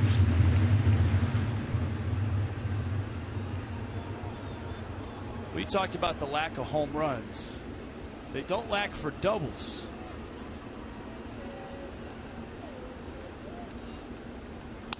Two breaking ball. Jones bounces off him, and then he underhands the ball. There's no way to get Carpenter, and everybody is safe.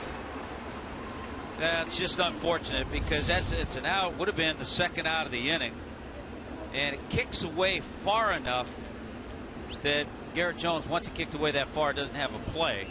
Cozart got over there, but the ball was too far away to get Carpenter, who runs pretty well. And certainly it'd be an error charged to Garrett Jones, and the Cardinals stay alive with one down.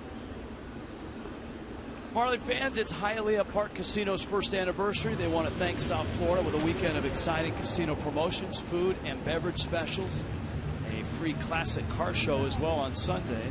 Join the celebration this weekend at Hialeah Park Casino. Well, now Cozart will be tested here with one out. He's got Wong and then Holiday. If anybody should reach, then Johnny Peralta. Well, you also had a situation too, Rich. Had that been an out, there's a chance that Cozart could have gotten through the inning and maybe given Mike Redmond another inning. But now that he's going to have to work a little extra, he's at 84 pitches now. You're not quite sure. Depends on how things go the next couple of hitters. Oh, a good changeup. Hadn't thrown a lot of those. That was a good one. Toyota trend tonight. This season, the Cardinals have used 11 players in the number 2 spot. 251 average, 11th in the National League.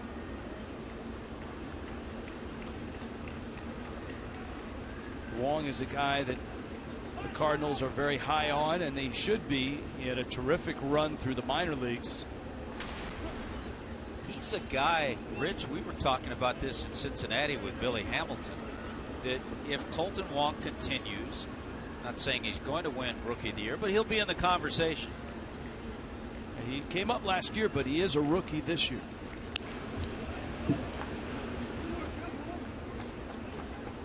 Leslie and David sends an email. The average exit speed off a wooden bat is 98.6 miles an hour.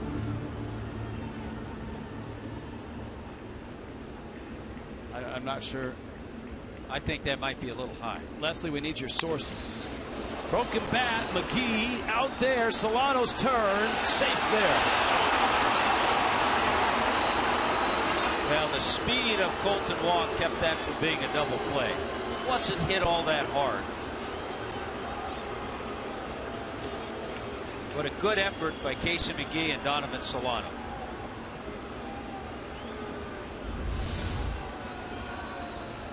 Strong throw. The relay pretty good, but Wong just beats him. That's an area, Rich, that last year the St. Louis Cardinals had the highest batting average with runners in scoring position in about 40 years. As a team, they hit 330 runners in scoring position. This year, hitting in the 240s. So about 100 points less. Except for this guy. Yeah. Matt Holliday has always done well with runners in scoring position. And he's over 300 this year. Remember, Alan Craig had the big numbers last year. Hit over 400.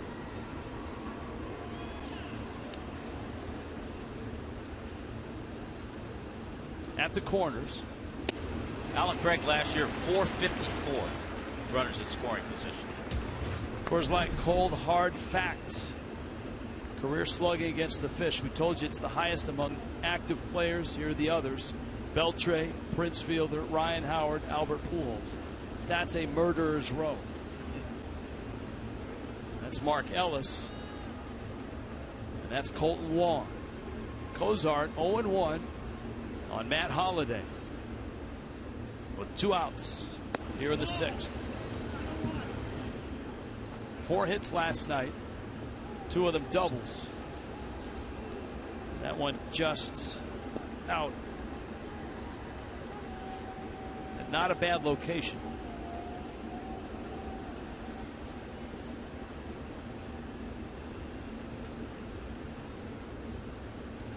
I think the really good thing about watching Jarrod Cozart tonight, he hasn't been bothered at all by that little tweak in the side that he had that made him miss a start. He looks good. He's been throwing the ball well.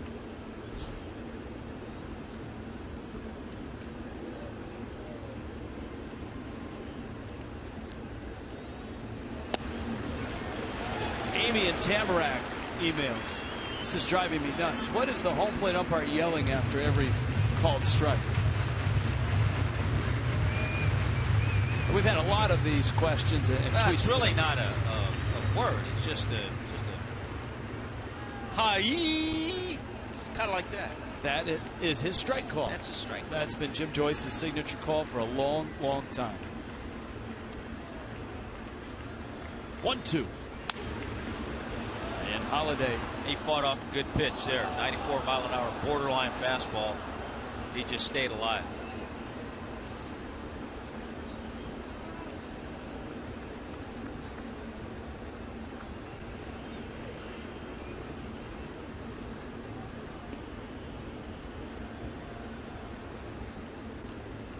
One and 2 to the Cardinals slugger, Matt Holliday.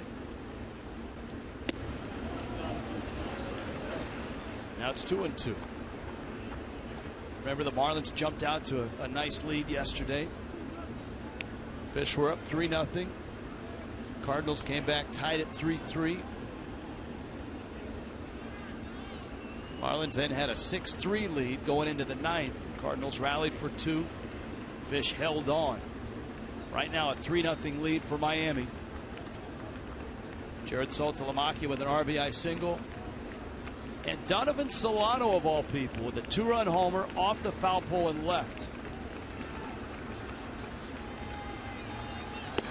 Got him! Cozart strikes out Holiday. Cardinals strand 2. Holiday slams the helmet. 24-year-old Jarrod Cozart has been splendid tonight, and Miami leads it 3-0.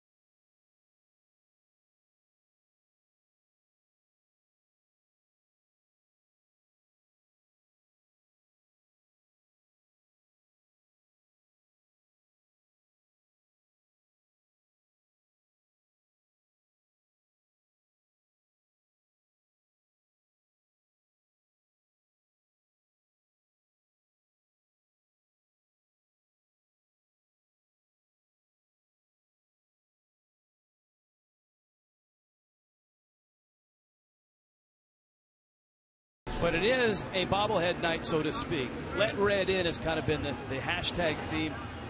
Mike Redmond has a bobblehead from his minor league managing days, but he's not in the bobblehead museum. Now, Tommy and I have bobbleheads here, yep. And they are of Billy the Marlin. This is Billy the Jedi. This is Billy the birthday with the cake that comes with it right there. All right. Billy's birthday. Billy's birthday. On Sunday, Star Wars night on the 6th of September, and those are the websites to go. Excuse me. Billy never ages either. No.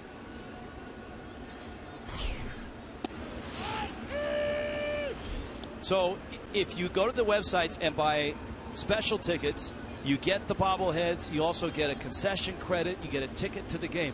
But you've got to go and buy the tickets off the website to get this or that on those dates. Pretty cool. Tommy, your hand modeling is much better than mine. Yeah, well. You're like the Carol Merrill of broadcasters. I'm sorry, that's a reference from a game show long ago. Yeah. Like the birthday cake, it's magnetic. It comes off and on.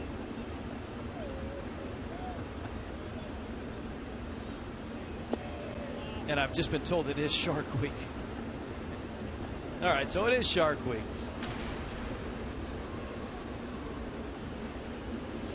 But I have not seen Sharknado 2. Casey McGee has 2 hits. Bottom 6, Adam Wainwright out there.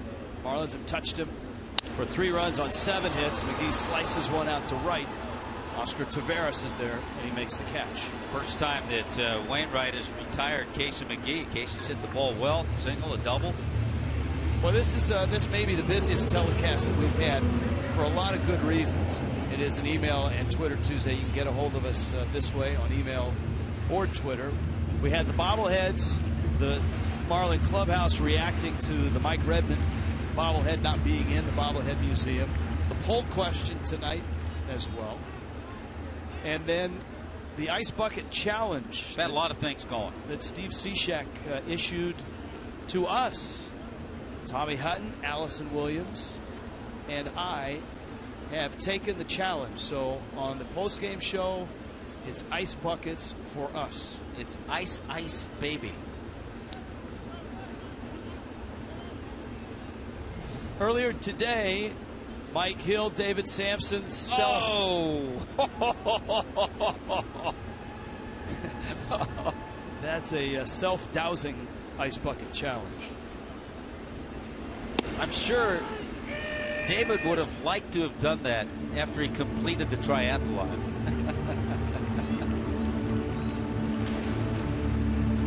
Garrett Jones. His ground ball moved McGee from second to third in the 4th. I got a tweet. It's I think we've had one from Dylan earlier, but it really brings up a good point. I want you to get involved in this answer, Rich. We're talking about the Cardinals and hitting with runners in scoring position. Ellis and Wainwright is there. Is hitting with runners in scoring position unpredictable and not a repeatable skill?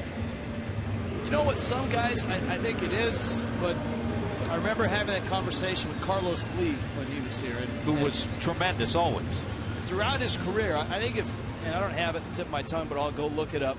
Carlos Lee with runners in scoring position over the course of his career was about 10 to 15 points higher than his normal batting average. And the one thing that I think a lot of people miss or misunderstand when they dismiss the RBI, the situational hitting, or even hitting with we love the runner at third, less than 2 outs stat.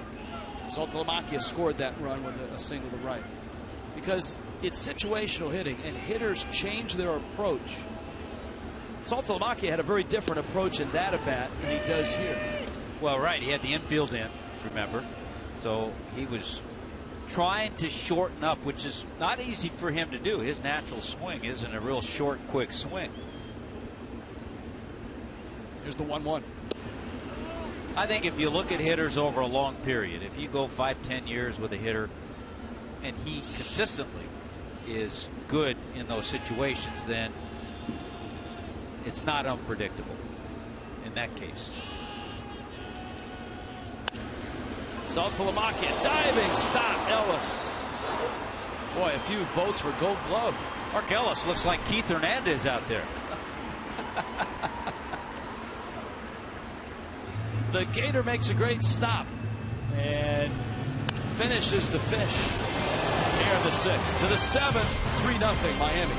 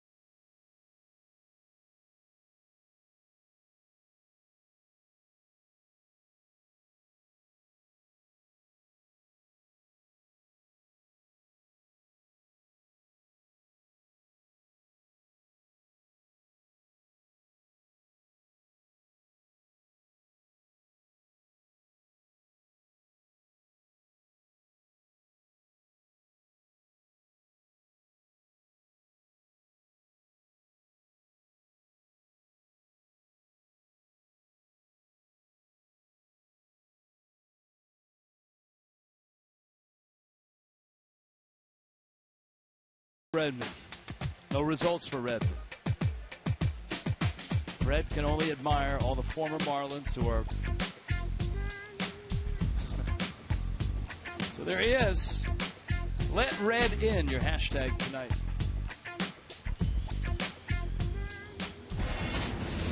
You know, I think one of the, and it could be true because it's kind of undistinguishable at times. JD says, I thought sometimes with the home plate umpire, Jim Joyce, he yells, strike. Could be that. He could do that. Could be a little. 93 pitches, and Cozart ventures into the 7th. Peralta, Jay, and Taveras. Boy, just tremendous. He's given up 2 singles, both hits by Mark Ellis. Marlins bullpen is active and ready. AJ Ramos. Tony tweets in, was that Juan Pierre I saw sitting near the Cardinal dugout?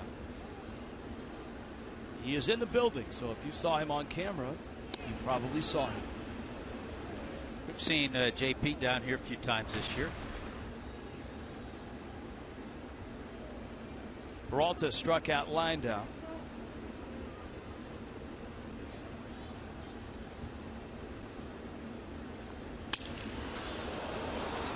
Echeverria caught it, and Peralta's out.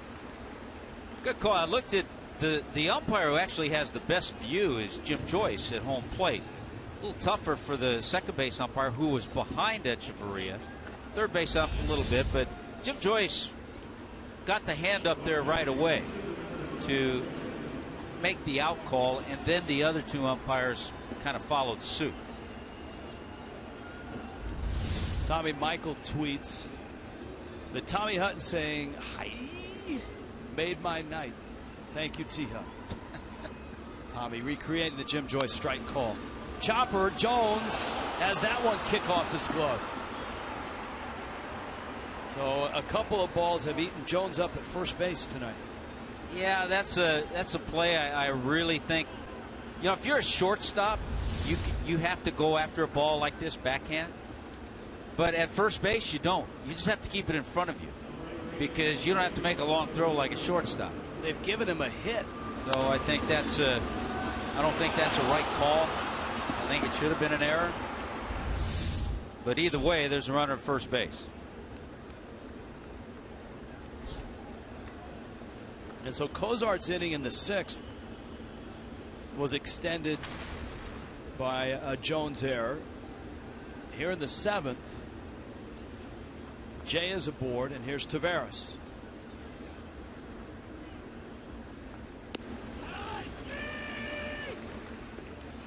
See, Tommy, you can recreate it, but there is only one Jim Joyce. Yeah.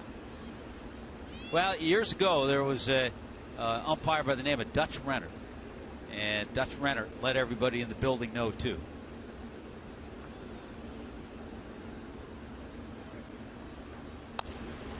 Bouncer, Jones, high throw, and Etch up to get it. Will get just the out at second base.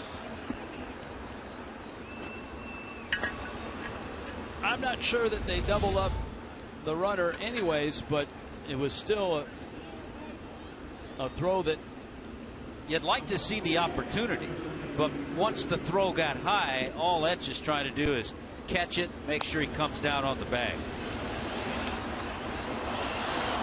And that's what he did. He really didn't have a play at that point. Tony Cruz now. But you know what? The impressive thing with the struggles at first base, it hasn't bothered Jarrod Cozart. No, he's done a great job. First ever appearance, too, against the St. Louis Cardinals. A breaking ball that backs Cruz off the plate. There's your in-game box score. Ellis 2 for 2. And that ball that we both thought should have been an error is the only other hit, that base hit that Jay just was awarded.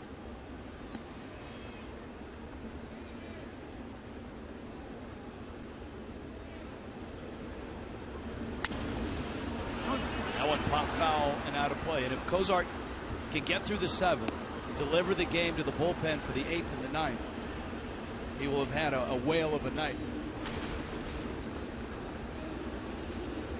Well, he just needs to get one more out here in the 7th inning.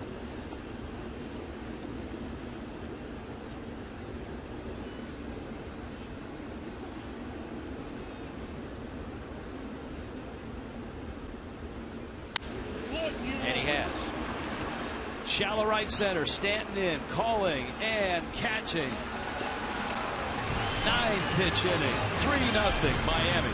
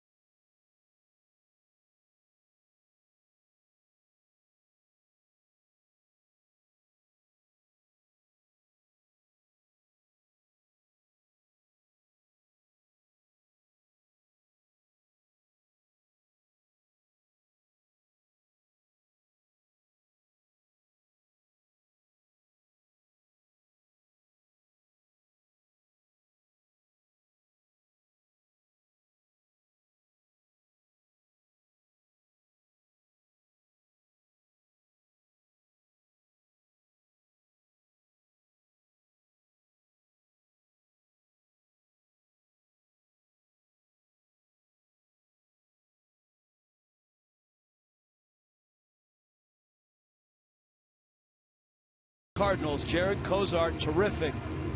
A 3-hit shutout through 7.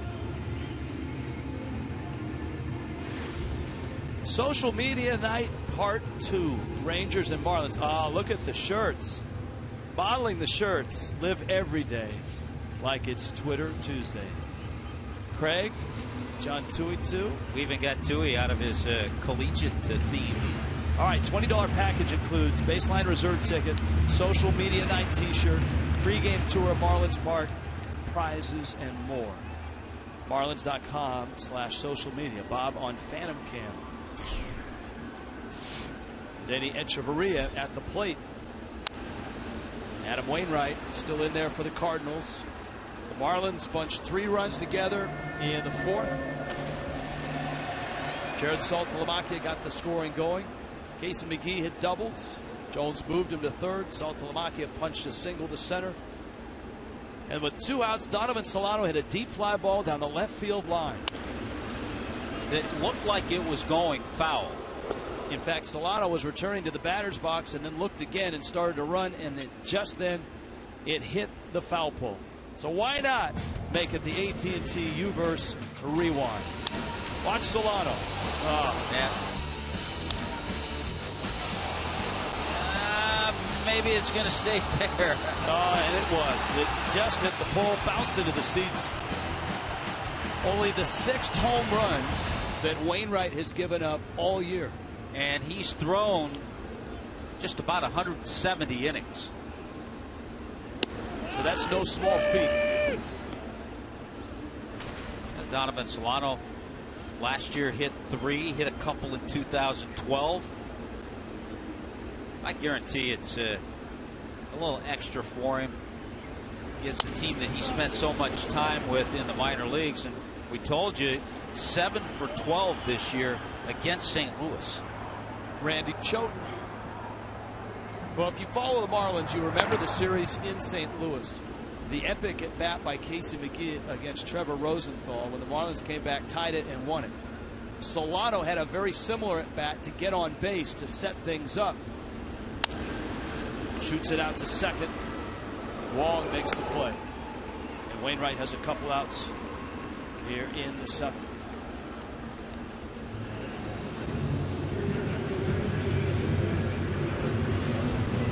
Marlins Live pregame brought to you by South Florida Honda Dealers. 9 questions for Mike Dunn. It's the final game of a 3-game set. 1 good and 1 bad. Both starters are going in different directions. Evaldi trending up, pitching well. Justin Masterson has not pitched well since coming over from Cleveland. And here's Reed Johnson pinch hitting for Jarrod Cozart.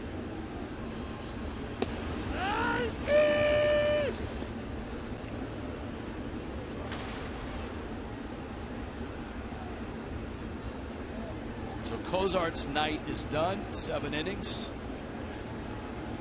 The 3 hits. A walk and 3 strikeouts and a line drive to center. There to catch it is John Jay. Marlins bullpen takes over. A.J. Ramos first out.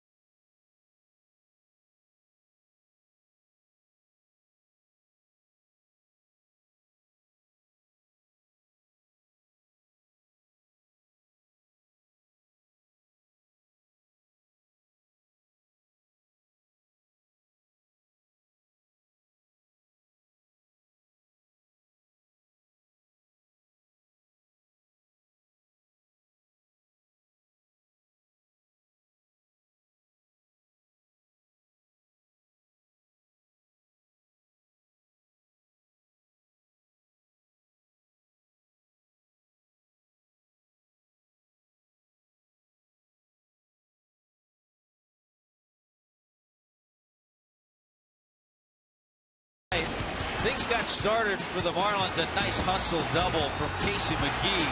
Got 2 hits tonight off Wainwright. Infield in, Saltalamacchia.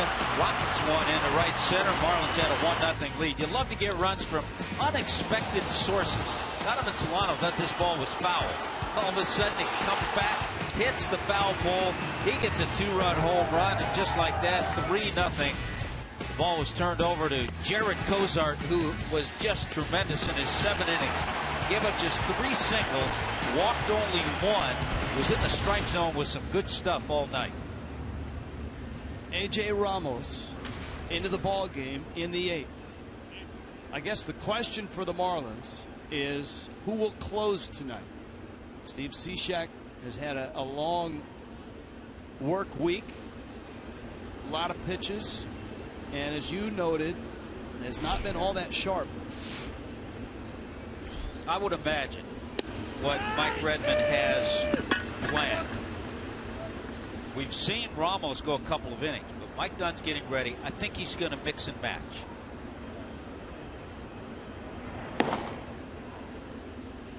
We got Mark Ellis first out of the chute.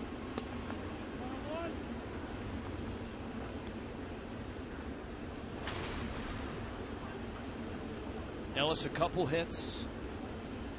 Cozart gave up only 3, and one of those was a bit of a question. The ball that kicked off the glove of Garrett Jones. Ellis spent some time on the disabled list with a knee injury.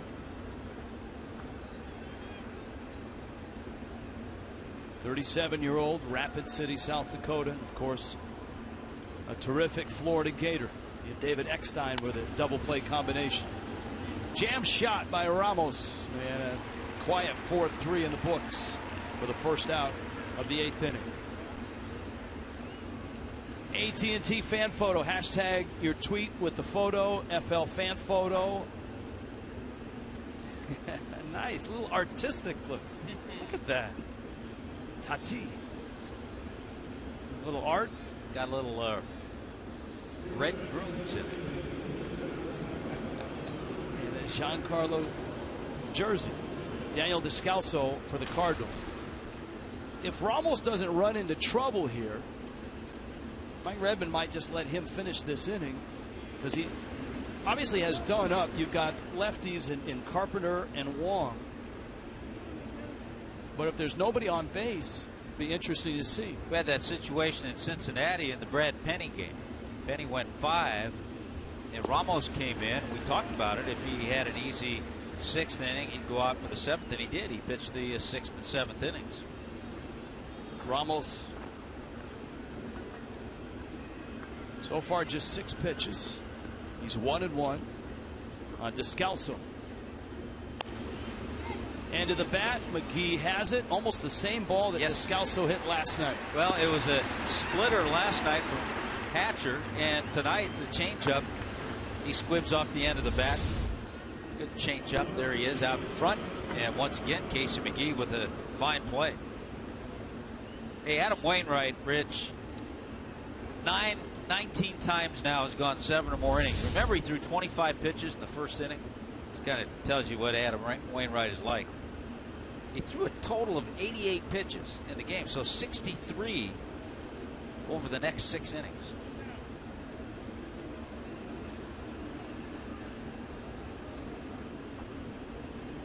So here's Carpenter, and Ramos will go after the lefty.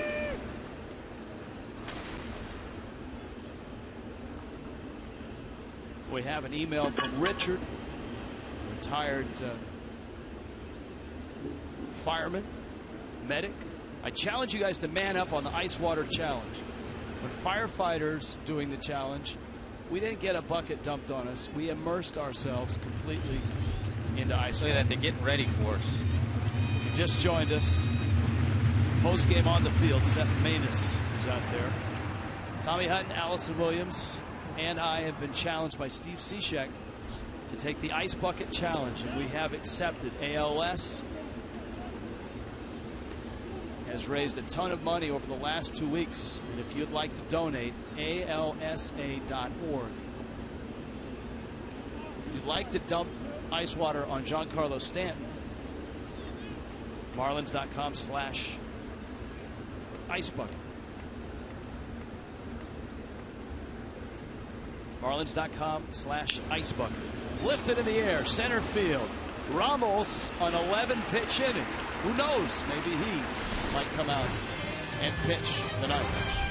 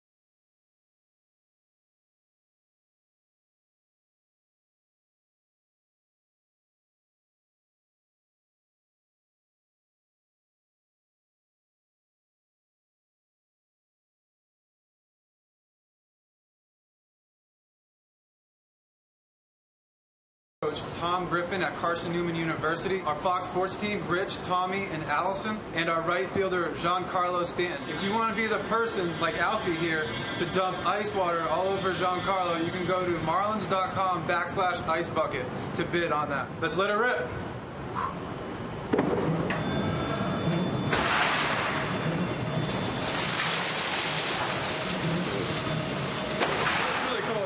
The director of the Marlins Foundation doing the honors, and we've been called out, we've been challenged, and you know what? Yeah, we have. For that cause, for ALS, we will do it. Post-game show. Except that we don't have our floaties, though, the way Cishek No, did. we've got our dress shirts and slacks. So that's what we've got post-game on Marlins Live.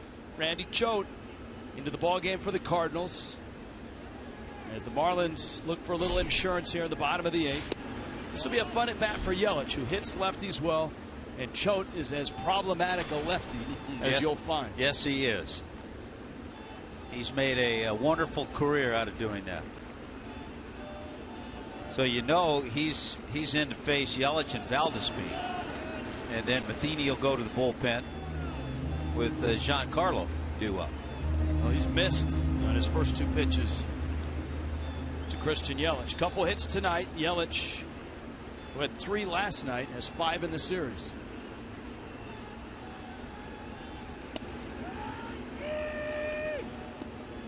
Have a tweet shout out to Chase in the hospital. So a hospital shout out to Chase.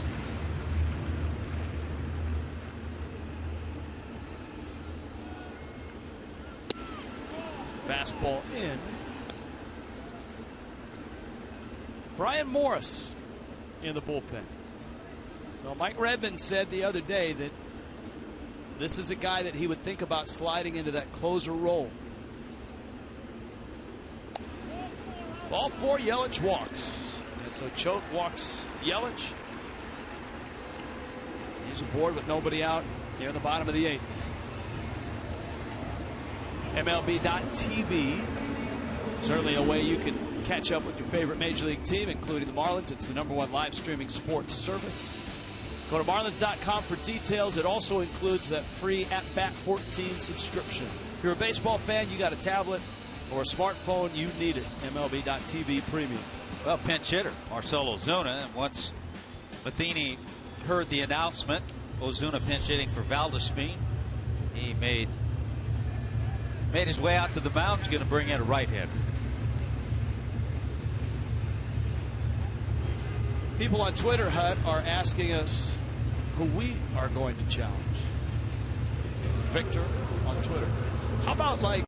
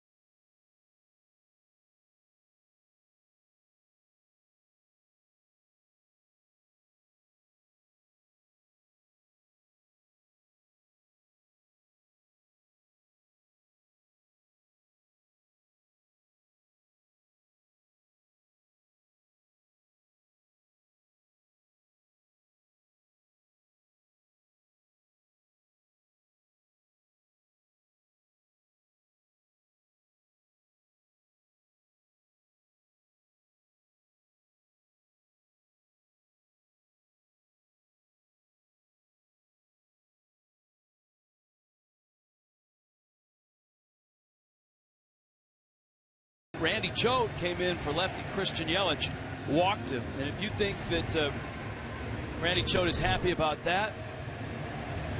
It's not just a dislike for sunflower seeds. You think he doesn't take his job seriously? We loved him when he was a Marlin. He was a terrific Marlin. He's been a very good lefty specialist in the big leagues. So here's Ozuna. He gets the at-bat. Yelich is at first. And Manus has that quick delivery to the plate.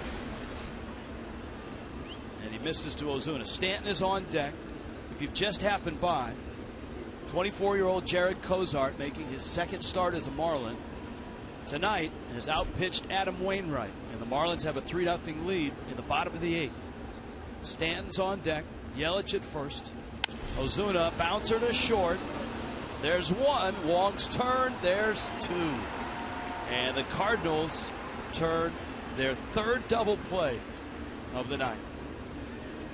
Well, Manus made the pitch he wanted. He tied up Ozuna and got the 6-4-3 double play. Gecko appears in the bottom of the 8th. Shelby Miller on Giancarlo Stanton. He's got a lot of power. He's a great hitter, and I didn't help myself at all by throwing those pitches out over the middle.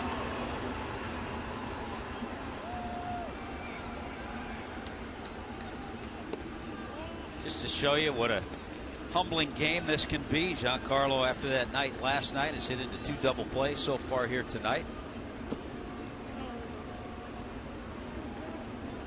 You know, his 2 home runs gives him 13 multi-homer games, and that's a Marlins record.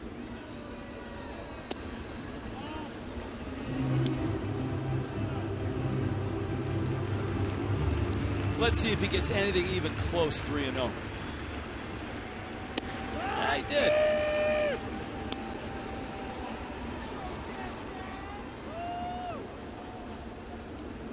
And that may have surprised him. That's in. Stanton walks. McGee gets the at-bat. 2 more hits for McGee tonight, including a double that started that 3-run fourth. You know, we haven't seen a stolen base from Stanton in a while. He's 10 out of 10. If he's thinking about it, this would be a situation here. Try to get in scoring position for Casey. But you also have to realize Manus is pretty quick to the plate.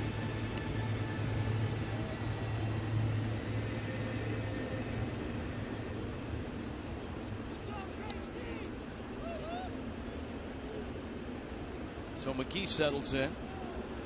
And a throw over to first to keep Stanton honest.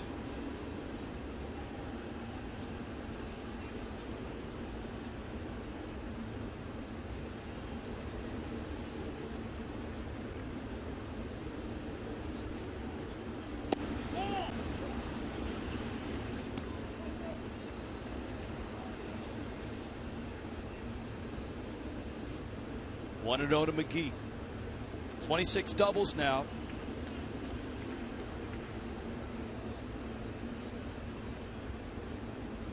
Couple doubles, 4 for 7 in the series.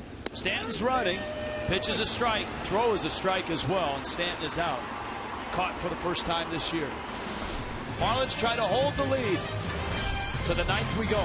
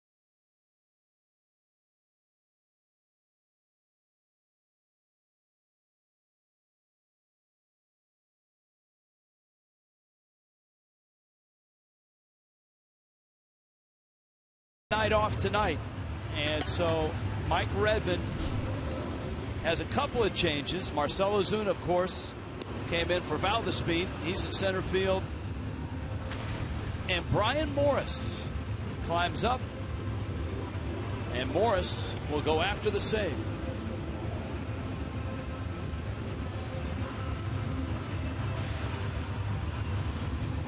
Lexus of Pembroke Pines brings you the upcoming schedule. Upcoming broadcast schedule. Final game of this series tomorrow night, 6:30 start. Thursday, Friday, Saturday, 6:30 for the Diamondbacks. Sunday, a 4-game set with Arizona begins at 12:30. All of those times for Marlins Live. All of those games on Fox Sports Florida. This is kind of new territory for Brian Morris. Now, in the minor leagues, 13 saves. In the major leagues, this would be his first. Yeah, and in the major leagues, never a save opportunity. So, yeah, this is uncharted territory for Brian Morris. Colton Wong, first hitter. And Morris misses down low. Morris has been terrific in whatever role he's been asked to do.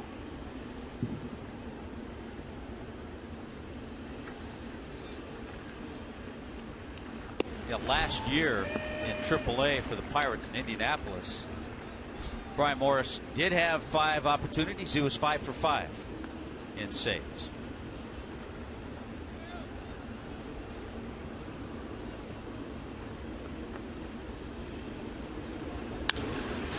Into left field, and St. Louis has life. Wong is aboard. You got some big bats coming up. Holiday, Peralta, and Jay and Tavares. Checkers will bring you Marlins Live. It's coming up. 3-0. Marlins on top. Ice Bucket Challenge. Does Red get in? Craig, Jeff, and Allison. Stick around for Marlins Live postgame. Remember, Mike Dunn is down there as well. If things get situational, if Mike Redmond wants to go lefty on lefty, he could do that as well. Holiday is 0 for 3.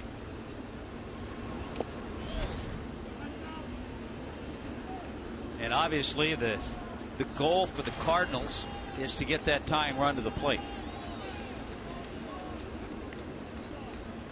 Brian Morris is 27. DeSclafani is up, probably to get work. Dunn is up in case the Marlins want to match a lefty on a lefty.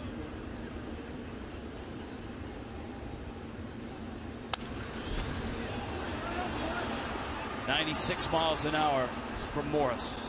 Just a nasty sinker that will touch 96, 97, and we've seen 98. Yeah, I mean, it's easy to say. Because he has that kind of stuff, just trust that stuff. Keep that hard two-seamer down, slider down. But again, he's never been in this situation before at the major league level. 2-1.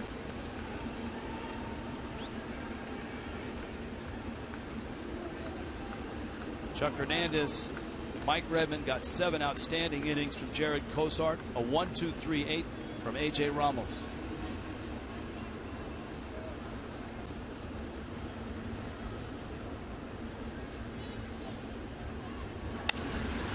High fly ball. I think he just missed it too. Yelich has it.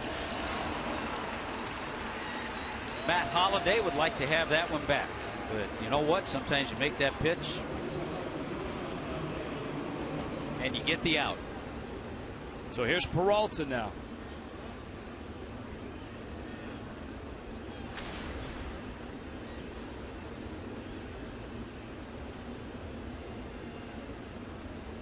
You know, it'll be interesting to see if Morris gets Peralta, if the tying run is on deck, if Redmond lets Morris pitch to John Jay. Obviously, he's got to get Peralta. Wong's at first with 1 out. I would say what might be going through his thinking. If Jay comes up representing the tying run, then you might see Dunn. If he comes up where even if he hits a home run, it's only going to give him 2 runs, then Red may allow Morris to go after him. But we'll see. Peralta has lined out his last 2 times up. Saltalamacchia knocks it down. And of course, a ground ball here could end the ball game and give Miami a very big win.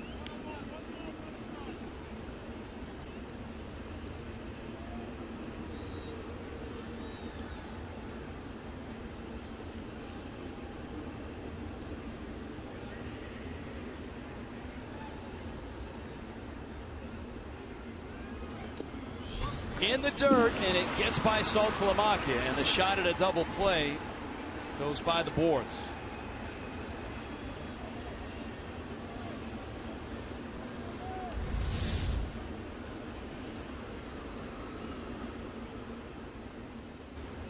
Ball skipped away, and you're right, that takes away that possible double play.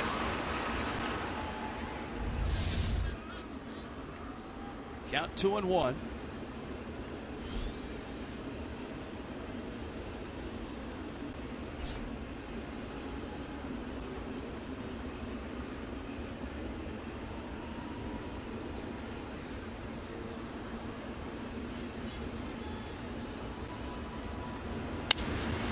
Center field, Ozuna back on the run, makes the catch. Tagging at second on his way to third is Wong. Peralta gave it a ride. So with 2 outs, I guess we get our answer here, don't we? Will Morris get to face Jay?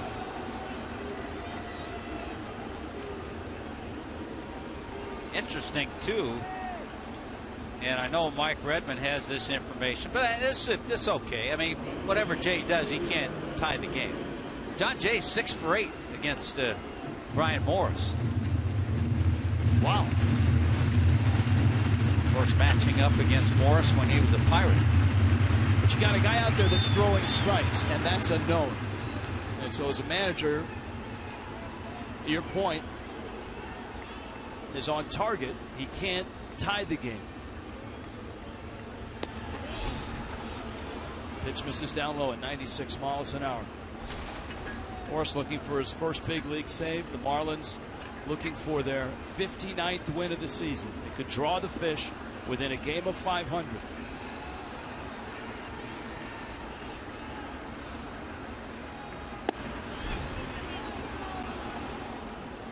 Two and 0.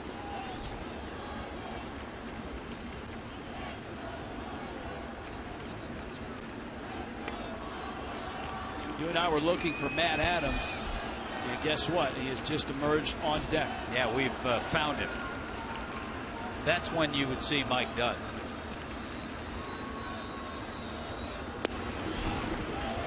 No strike there. It's 3-0.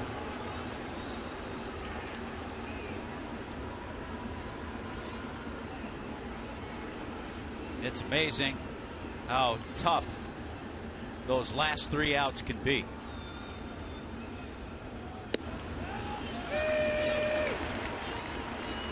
Three and 1.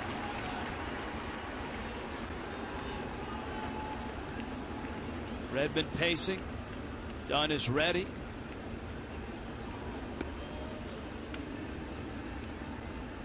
Three-one coming. And he gets a pair of strikes. It's 3-2.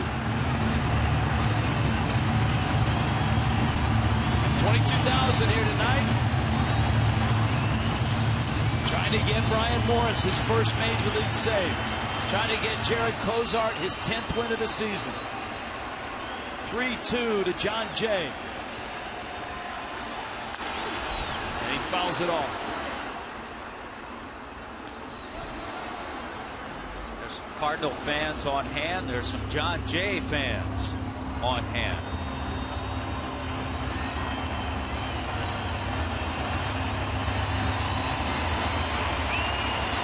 Colton Wong at third. 3-0 Miami. Top 9. Brian Morris. 3-2 coming to John Jay. And he lost it. He threw a breaking ball and missed. And that will set a lot of things in motion. Adams will come up as a pinch hitter. And Redmond will probably go to his bullpen. Mike Redmond has Mike Dunn ready. He'll wait for Adams to be announced. It's also an interesting decision, Rich, with Matheny pinch hitting for another left-handed hitter. It tells you that they're not real confident in Oscar Taveras. And they have a guy that can hit one out of the park. So the tying run is coming up. And Mike Dunn is coming in. Our Kendall Toyota called to the bullpen.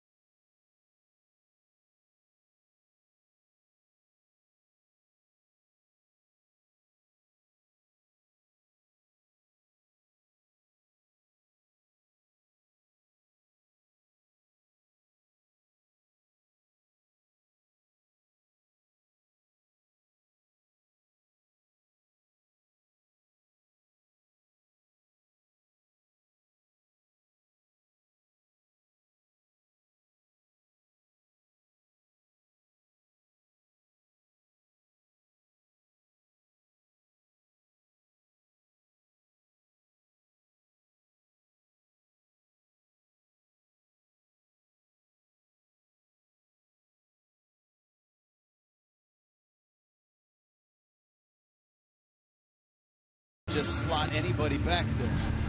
It's an acquired skill. Brian Morris going for his first big league save. Gives up a hit to Colton Wong and then a walk to John Jay. Because of that, Mike Redmond goes to his bullpen. Mike Dunn, big Matt Adams, represents the tying run and has the strength and the pop to tie it with one swing. Well, second on their club with 12 home runs. He hit 17 home runs last year. He's big, he's strong.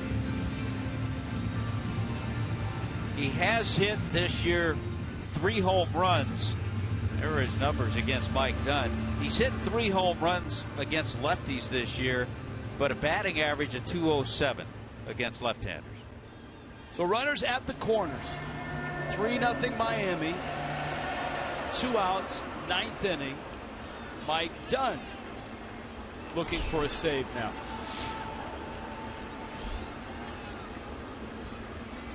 First pitch. Breaking ball, strike one called. Mike Dunn had a couple of saves last year, has 3 in his major league career. 0 for 5 last night for Adams. And an 0-1 pitch on the way. One thing about Adams, if Dunn can stay ahead, and we saw this a little bit last night, if he can stay ahead, he can get him to chase something, preferably the slider off the plate. Wong and Jay on the corners.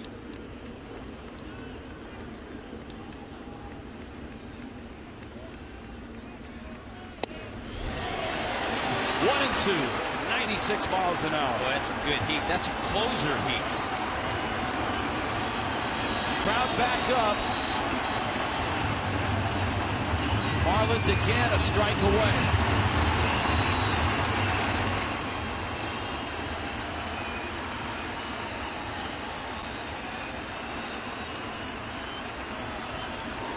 1-2. Ball game! Mike Dunn shuts the door. And there was a slider that he got him to chase. And Miami shuts out St. Louis. Jarrod, Cozart, 7 terrific innings. Jarrod Saltalamacchia an RBI hit, and Donovan Solano a 2-run homer. And just like that, the Marlins take the first 2 games of the series, and tonight they beat Adam Wainwright. And Miami is 1 game under 500, 59-60. And they've beaten the Cardinals 4 out of 5 this year. Mixing and matching. Mike Redmond, Mike Dunn, get it done.